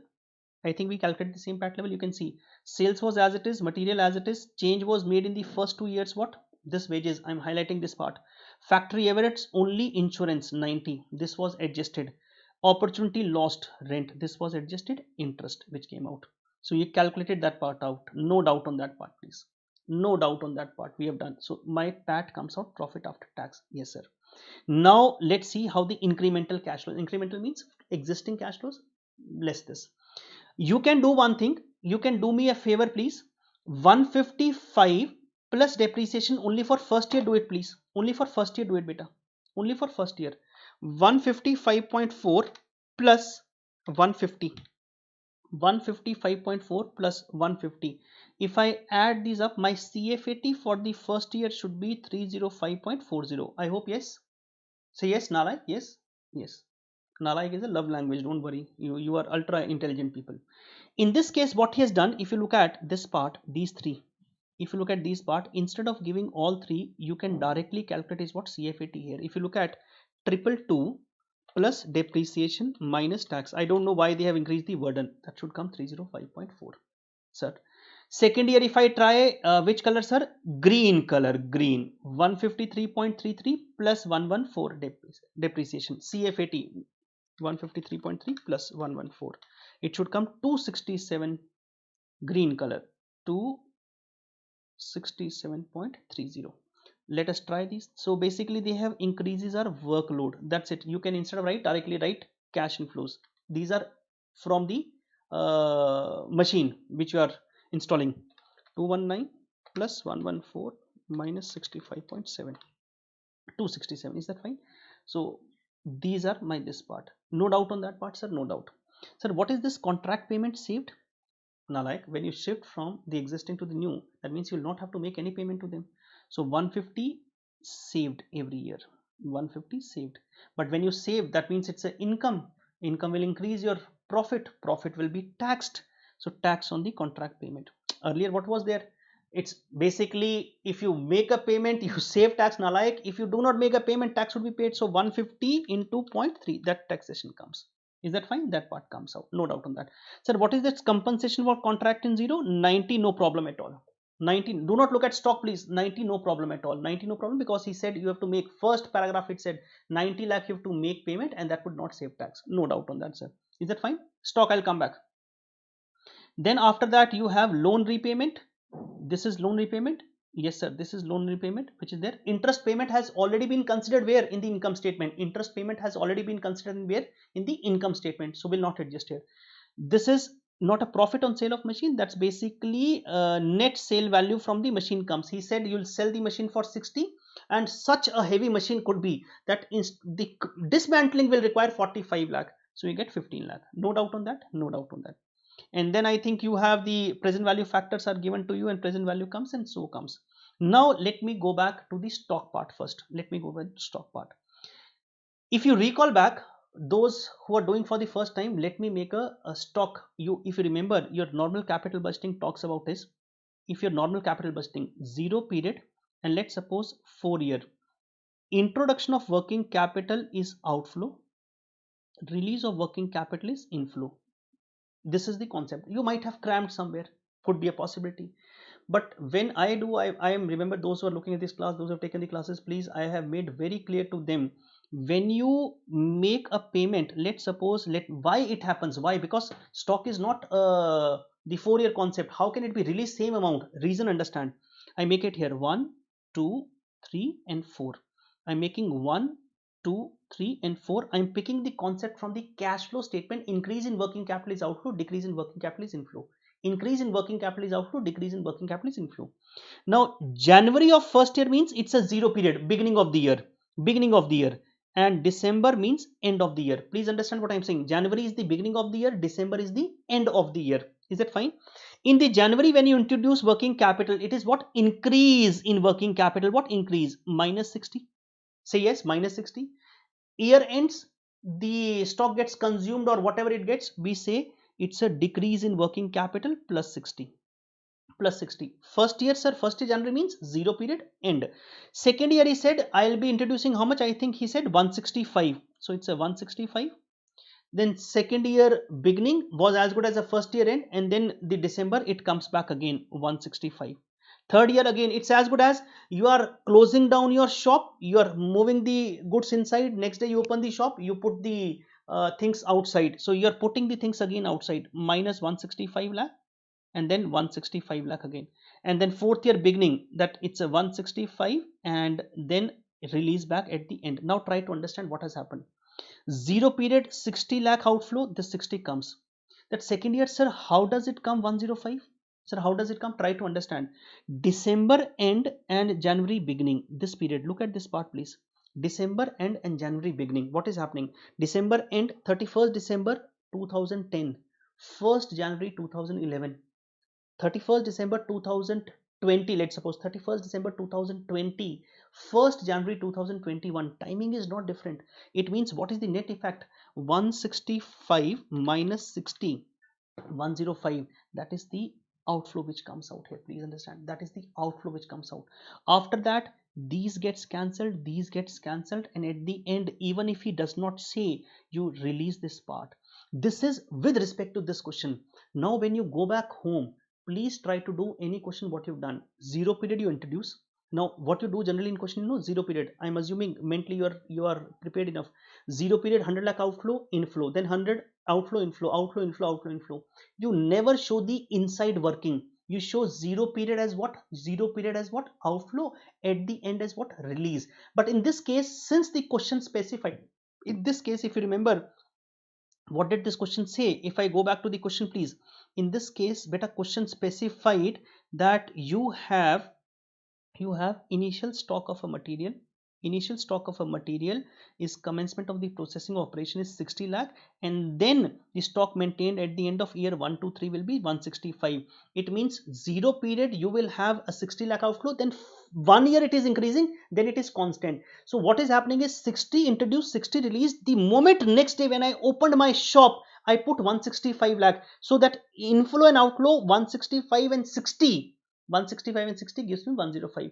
You can only do the argument if you want, sir, why is minus 0 period and at the end plus? It is a working capital concept, beta. It's a working capital concept. Introduction of a working capital, increase of working capital is outflow, decrease of working capital is inflow. In fixed asset, you know what you do? Initial 0, but at the end you get scrap value. But in the stock, it is realized, consumed throughout. You can pick this concept from the cash flow statement. And at the end, he says stock at the end of the nil. That means it is as good as a decrease in working capital. In the general life, you've done any question you would have done in capital budgeting would be same amount. Now understand why same amount. Go back home, just try to put the figures. December end and January beginning, the timing same gets cut. December and January beginning, timing gets cut, and we get that answer. I hope you have been able to get the concept.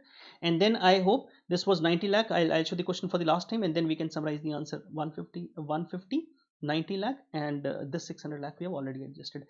I hope you are able to make out. Question was, maybe prima facie it looked very weird. Maybe prima facie it looked very weird, but it was not that weird in case I go by the assumptions made by the institute. Then I'll see, will critically analyze, maybe debatable, that what could have been the alternative opinion. Now in exam, if it comes, what has to be done, that I leave it to you. Maybe I request, or I can only request that institute, when you give this kind of a question, please, instead of writing those assumptions, tell the student that what assumption he has to assume. Is that fine? Yes, sir. Now let us look back, please. Now let us look back.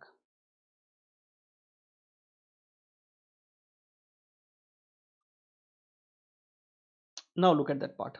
So it comes out 60 and 105. I hope you can know 105 difference of this is this.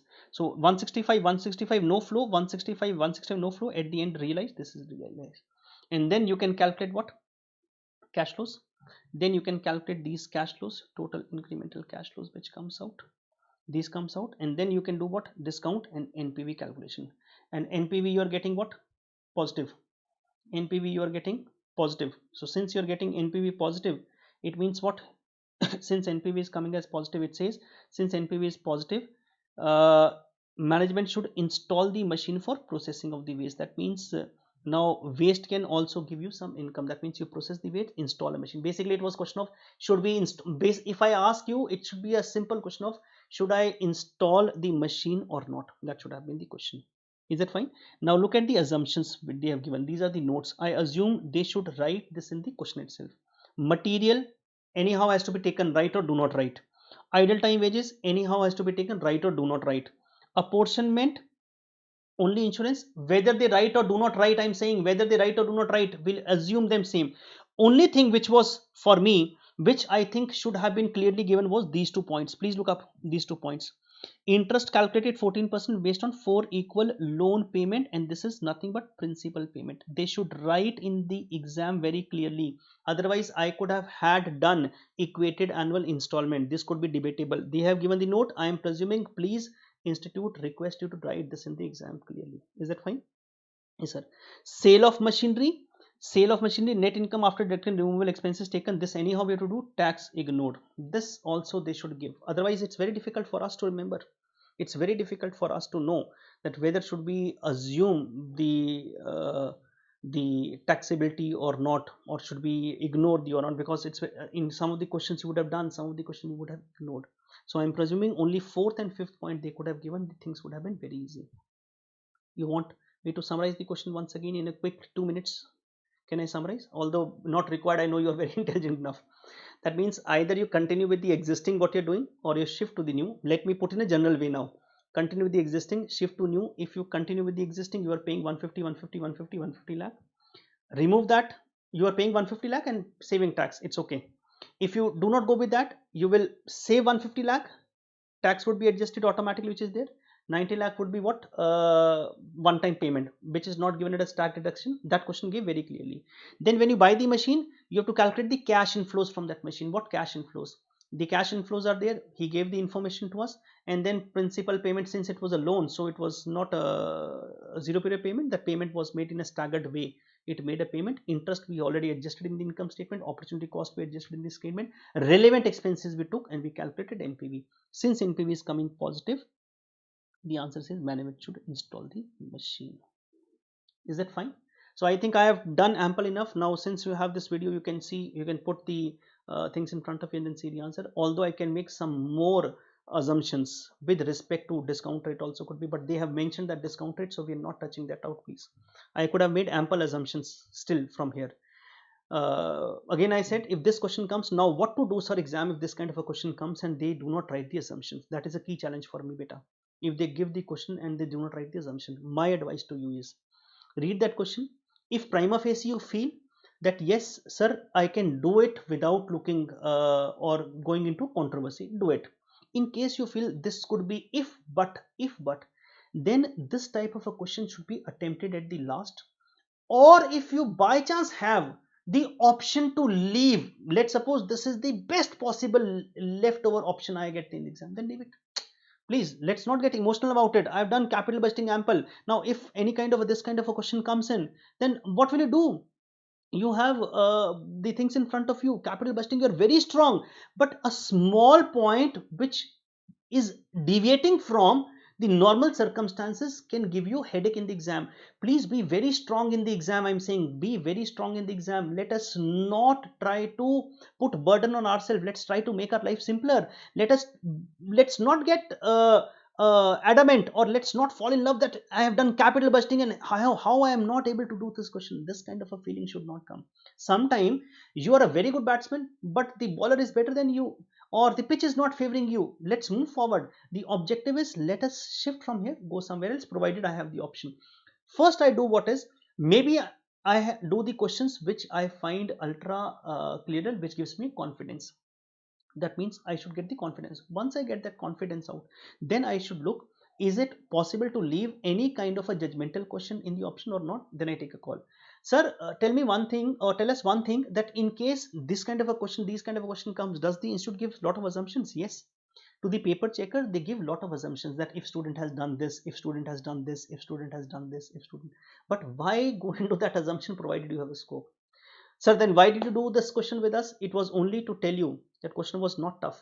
It's only to tell you question was not tough, but in exam when then comes it, keep your cool mind, read that question comfortably well. If in one reading it does not come, if in the second reading also it does not come, please give some time, pause and move forward. Do not get stuck at one place. Is that fine? Yes, sir. Can we move forward? Yes, sir. Now this was the question. You can try home, and this part you can go back home and try, or look at your register in the notes please, about the working capital. Interest calculation, I think I showed you there only. Yes, rest figures I picked up from the question. Now let us look at question number 2 please, quickly. Now this yes, I made your interest calculations here. Sir, what was these interest calculations we made? Yes sir. Now look at question number 2.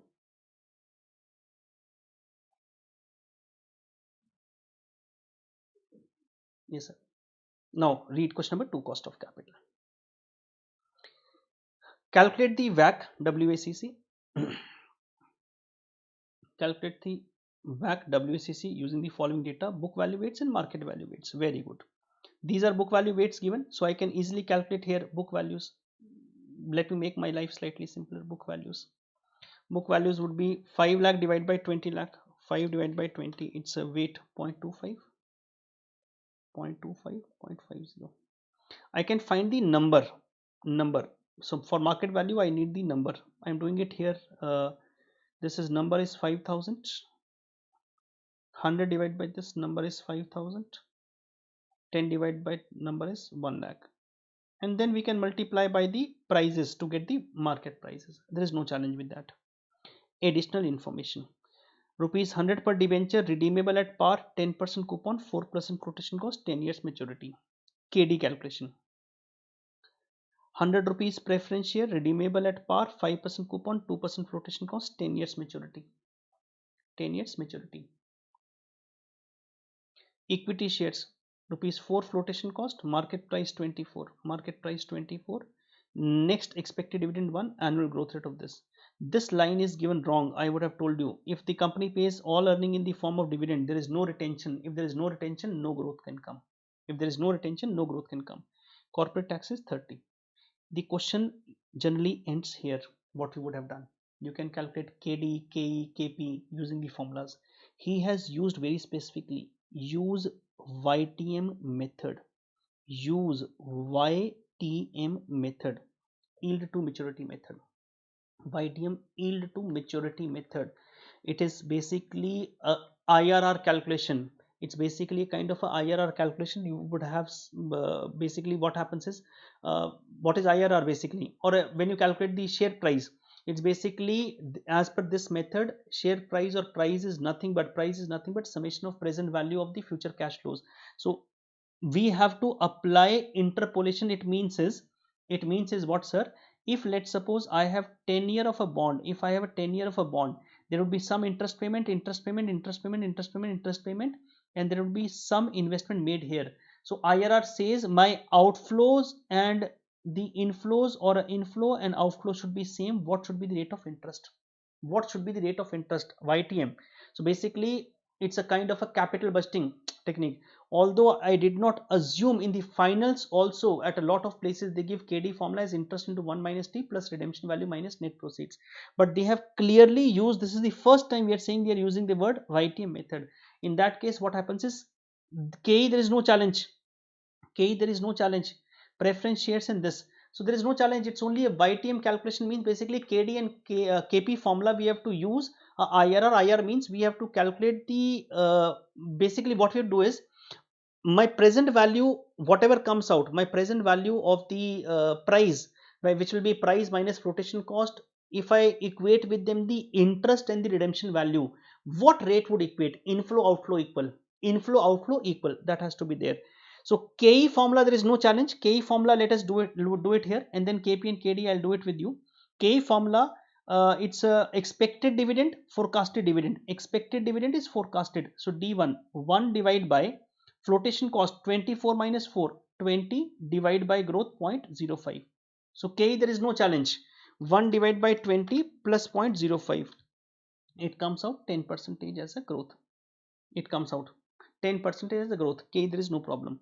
Now let's talk about KD. Basically we have to equate KD. If nothing was given, you know what we would have done? If YTM was not given, we would have taken normal KD formula, interest into 1 minus T and so on. In this case what we have to do is, my price today is 105, flotation cost is 4%. Price today is 105, flotation cost is 104. So if I calculate my price net of flotation cost would be equal to 105 minus 4%. It will be 105 4%, 100.8, which comes out 100.8. If I keep receiving 10% coupon, now let's suppose company issues these debentures and they keep paying, or from the investor point of view also I can say, investor point of view, if investor pays, the company receives 10.8 and there is a coupon of 10%, 10% and so on, and at the end they make a payment of 100 rupees, redeemable at par, nothing is said, redeemable at par. What would be the interest rate? Effective interest rate I should say. So basically what I have to equate is 100.8, this should be equal to the interest cost. What of tax? Interest cost, interest into 1 minus T into present value annuity factor of some percentage of 10 years plus redemption value into present value factor percentage of some year, 10th year. That should this rate of interest, what should be the rate of interest, so that this amount which I know, interest into 1 minus T, this redemption amount I know, which is in the 100 rupees, what should be this rate of interest, so that it becomes equal to 100.8. I have to find that out. Please understand what I'm saying. If I make my equation, it becomes as 1008 is my value today. This is my value. Sir, why are we taking a market price? Because he is using a word yield. Yield is with respect to market price. Interest would be what, sir? 10% coupon is what? 10% coupon is 10% on the face value. So it will be 10 into tax rate is I think 30%. Let me see the tax. Give me a time before you copy. 30% tax into 1 minus 0.3 into 1 minus 0.3 into some rate of interest. This is exactly what we do. This is exactly what we do in the IRR. 10 years plus 100 into present value factor percentage 10th year. What should be this rate of interest so that it equals to this part basically? So one number can come positive, one number can come negative, and then accordingly we can see. Now basically what it means is it's a 7. So if I try to make my cash flows, let's suppose here I have 1 to 10, I'm putting 1 to 10, I put here 10th year cash flow. My net cash flow would be 7 for 10 years, and at the end of 10th year would be 100. I am assuming some rate of interest, present value annuity factor oblique present value factor. Let's suppose, sir, what rate of interest should I assume? My safest bet would be, what is the net cost comes out here? What is the net cost comes out here? 10 into 1 minus 0.3. What is the net comes out? 7%. It comes out 7%. Present value annuity into 7. Let's assume the 7. So if I assume 7, let me calculate PVCF. What it comes out. This is basically I'm equating this part. This part which comes out. It's a by time. I'm just applying IRR concept that if these are my cash flows, this is my annuity. I am using a hit and trial method. So 1 divided by 1.07. 1, 2, 3, 4, 5, 6, 7, 8, 9, 10. If 10 times I apply and then I calculate the annuity, what comes out? Then I calculate the 0.508. It comes out the last year factor, and this comes out as 7.024. Can I calculate what my value comes out? 7 into 7.024, 7.7, 49.168, and this will be 50.8. Total would be 99.968. It has to be 100. I'm writing here 99. It has to be 100. Please understand why it has to be 100. Although your institute has given this value, I'm writing this value. It should be 100 because if your coupon is 7, if you're compounding by 7% getting and discounting by 7, it has to come rounding off equal to 100. But for the timing, I'm putting, when in exam you'll get what? 99.968. This you'll get.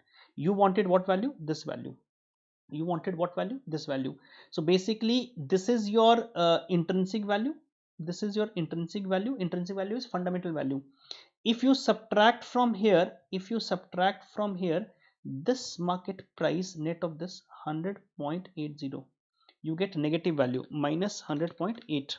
You get negative value minus 0.832. I am again saying I'll make some comments at the end. What should have been the correct answer? What should have been it's minus, it comes out. When you apply IRR, one number has to be negative, second number has to be what? Positive. One number has to be negative, second number has to be what? Positive. And then you can apply what? Interpolation. You remember that? Yes, we can apply that interpolation. Now, first observation which I'm saying, your discounting rate 7. How did I assume, sir, 7? You could have assumed anything. I assumed 7. Understand, please. 10 into 1 minus t is 7. So 7% I assumed. Ideally 7% coupon net, 7% discounting, fundamentally should be 100. But I am assuming in exam, if the number comes this way, you put down this way. So your negative number comes. Now you need second discounting rate. Second discounting rate should be such which should give you what? Second discounting rate should be such which should give you what? Which should give you, sir, positive NPV. Now you have the choice. If you would have asked me, I should have discounted at second number by, you are negative at what rate? 7. So if I increase the rate, it will become more negative. I have to decrease the rate. What? I have to decrease. IRR concept I am applying. I have to what? Decrease the rate. If I decrease the rate to 6%, I can get the positive NPV, and then I can apply the interpolation. Your institute, I think, has assumed 2% difference. That means one rate they discounted by second by 5%. My choice in the exam would be, maybe, if first of all this question should not be asked. If they are asking YTD, then what rate should I assume? Ideally I would be assuming, if I was to assume in exam, let's suppose the answers was not there, I would assume this as 7, perfectly fine. This as 7, this would come exactly 100, because compounding by 7% and discounting by 7, fundamentally it should come same, fundamentally, but at your very nascent stage you might give a headache to you, so you assume whatever number comes out. Second rate should be, it's a negative number which comes out. Second should be immediately. Best IRR comes, if you look at your register, best IRR comes when you assume two nearest rate. Your institute either should specify the two discounting rates. If they specify two discounting rates, there are no challenge. If they specify two discounting rates, there is no challenge. Discount by one rate, NPV. Discount by second rate, NPV. One rate positive, one rate negative, calculate. Or you can take hit and trial. My opinion would be 7 and 6, because it's a small number. You can take 7 and 5 also. You can take 7 and 5 also. It's your choice. Second, sir, if the YTD word was not used, if the yield YTM word was not used, yield to maturity, YTM, yield to maturity, that is basically you're equating inflow equal to outflow. If that word was not used, then we could have applied the normal concept. Flotation cost would have been the 100 issue price and so on. In this case, since they were using a yield to maturity word, it has to be a market price which comes out. So this comes negative. I'll show you the second part answer, and then I'll ask you to apply the same brain in the KP. Let me check that out, please. Let me check. Answer I think they gave right. Final they have slightly different answer, or wrong answer is coming. In fact, final they have given that KD formula what you use in the IPCC. Interesting part. So KE we calculated 10%, and in this case they calculated they have taken 7%. At 7% this comes out what we were getting, and then they have discounted second by 5%. What you can do is basically two rates you're discounting, one positive NPV, one negative NPV. One positive NPV, one positive NPV, and second is what, negative NPV which comes out. One is a positive NPV, second is NPV, and then apply the interpolation. So KD comes out. Sir, if I would have used 6%, yes, answer could have been slightly different, but I think they will have to give the assumption. The best way is give two rates, nalayak, give two rates and then calculate. It's something weird problem they are creating for me now. Weird problem for a student it is creating. Anyone can apply any rate. My opinion would be, I'm saying one rate, please apply one rate, whatever difference of these two comes out, that rate apply. It's 7%. Second rate you can see, and at 7%, ideally this should be exactly 100, because 7 compounding and 7 discounting. Coupon is 7, so you earn by 7, you discount by 7, you will come at the same place, but they have given the specific numbers, we have assumed this. In the KP, if you look at, and you can try this question then at home, then there will be no problem. In the KP, if you've got the hint, help me out please. If you've got the slightest of a hint, please help me out. Look up. Now if you look at the KP part,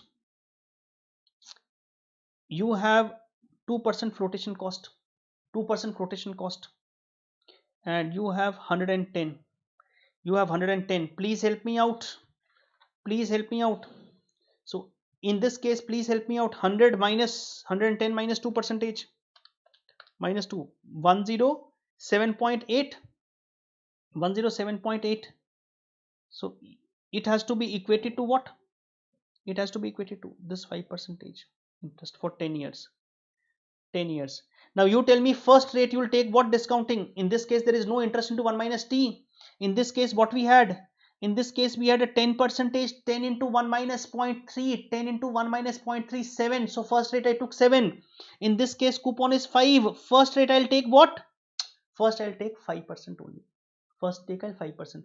Basically, if I tell you very frankly, if 5% is coupon and I'm discounting by 5 also, compounding, coupon is what? Interest 5%. If I'm discounting by 5, it should ideally come 100. But since you'll be applying an annuity factor, it will be slightly rounding off. In this case, your NPV would be negative, and then you can discount. Ideally, second rate should be 4%, but they have assumed 2% difference. You can assume 2%. So once again, your 2% flotation cost, since YTM concept they applied, on 110 it would be 10. This should be such, a rate should be such, so cash flows here should be equated to 107.8, and then apply what? Interpolation. Can we see that out? Yes sir. Let's check that out please. Let's check that out. Where has it gone? Yes, if you look at 107.8 it was coming. Yes sir. So if you look at the 5%, it should ideally be 100 only please. It should. So rounding off, slightly rounding off, I think 0.01 paisa is coming. Let it be. It's okay. Let it be. Fundamentally you should know. And then they have assumed 3. I could have assumed 4. In case you want, you can first do in rough 4%, calculate. Actually the best IRR is the closest two rates comes. I would have dictated that note in the class, please. Best two rates, but in exam they are assuming 2% difference. It's your, that means it is not that I am using because what they are using. I'm saying that means you can use a 1% different, 2% different. They would be open enough for both the rates. They would be open enough for both the rates which comes out, and then you can calculate the KP which comes out. And then book value weights we already calculated. I think book value weights we already calculated. This can be calculated. Market value weights would be just multiply by the market values what comes out, and then it comes out the back. So basically, if YTM word specific comes, because in RTP they have used that word YTM, I would not be surprised. YTM is yield to maturity, present value of a cash inflow and outflow. That means inflow and outflow should be same. What rate would equate? I was not expecting, and I'm not expecting them to give it an interlevel, because in that's a something in final also they are not so adamant on that part. Although in final I have seen in the bond valuations there is a chapter called bond valuation. When they give this kind of a rate, they mention two discounting rates. If they mention two such discounting rate, then there is no challenge. Then there is no challenge, beta. Then there is no challenge. I know discount by this, apply interpolation. Practical life, we do not face a problem. I might have shown you the calculations on the Excels also. It's a very quickly calculate, and we calculate the IRR concept which comes out. Then it could be done. So I thought worth. This can still come. The next part I think is a slightly incremental approach, which is means if it comes, so many assumptions were there. In this at least there was no assumption. Only assumption was what rate to use. My opinion would be first rate interest into 1 minus t, that is a discounting rate, and then second discount rate, and the coupon rate whatever is given preference dividend, that, and then second discounting rate. In exam, please a nearby rate assume, or at least in rough do it. If I would have taken 7 and 6 positive and negative NPV, if I take 5 and 4 positive and negative NPV, and do it. But I think if they would give ITM, they would mention the rate to be discounted. Is that fine? Yes, sir. So this was our RTP, which please revise it again. I am saying once you've done everything, please revise it once you've done everything. Do not be in a hurry to do these at a one go. Now, for the exam purpose, I am assuming you would have studied ample enough by now. Please revise all your class notes. Nothing to be done.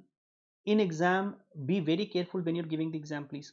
Be very careful when you're giving the exam.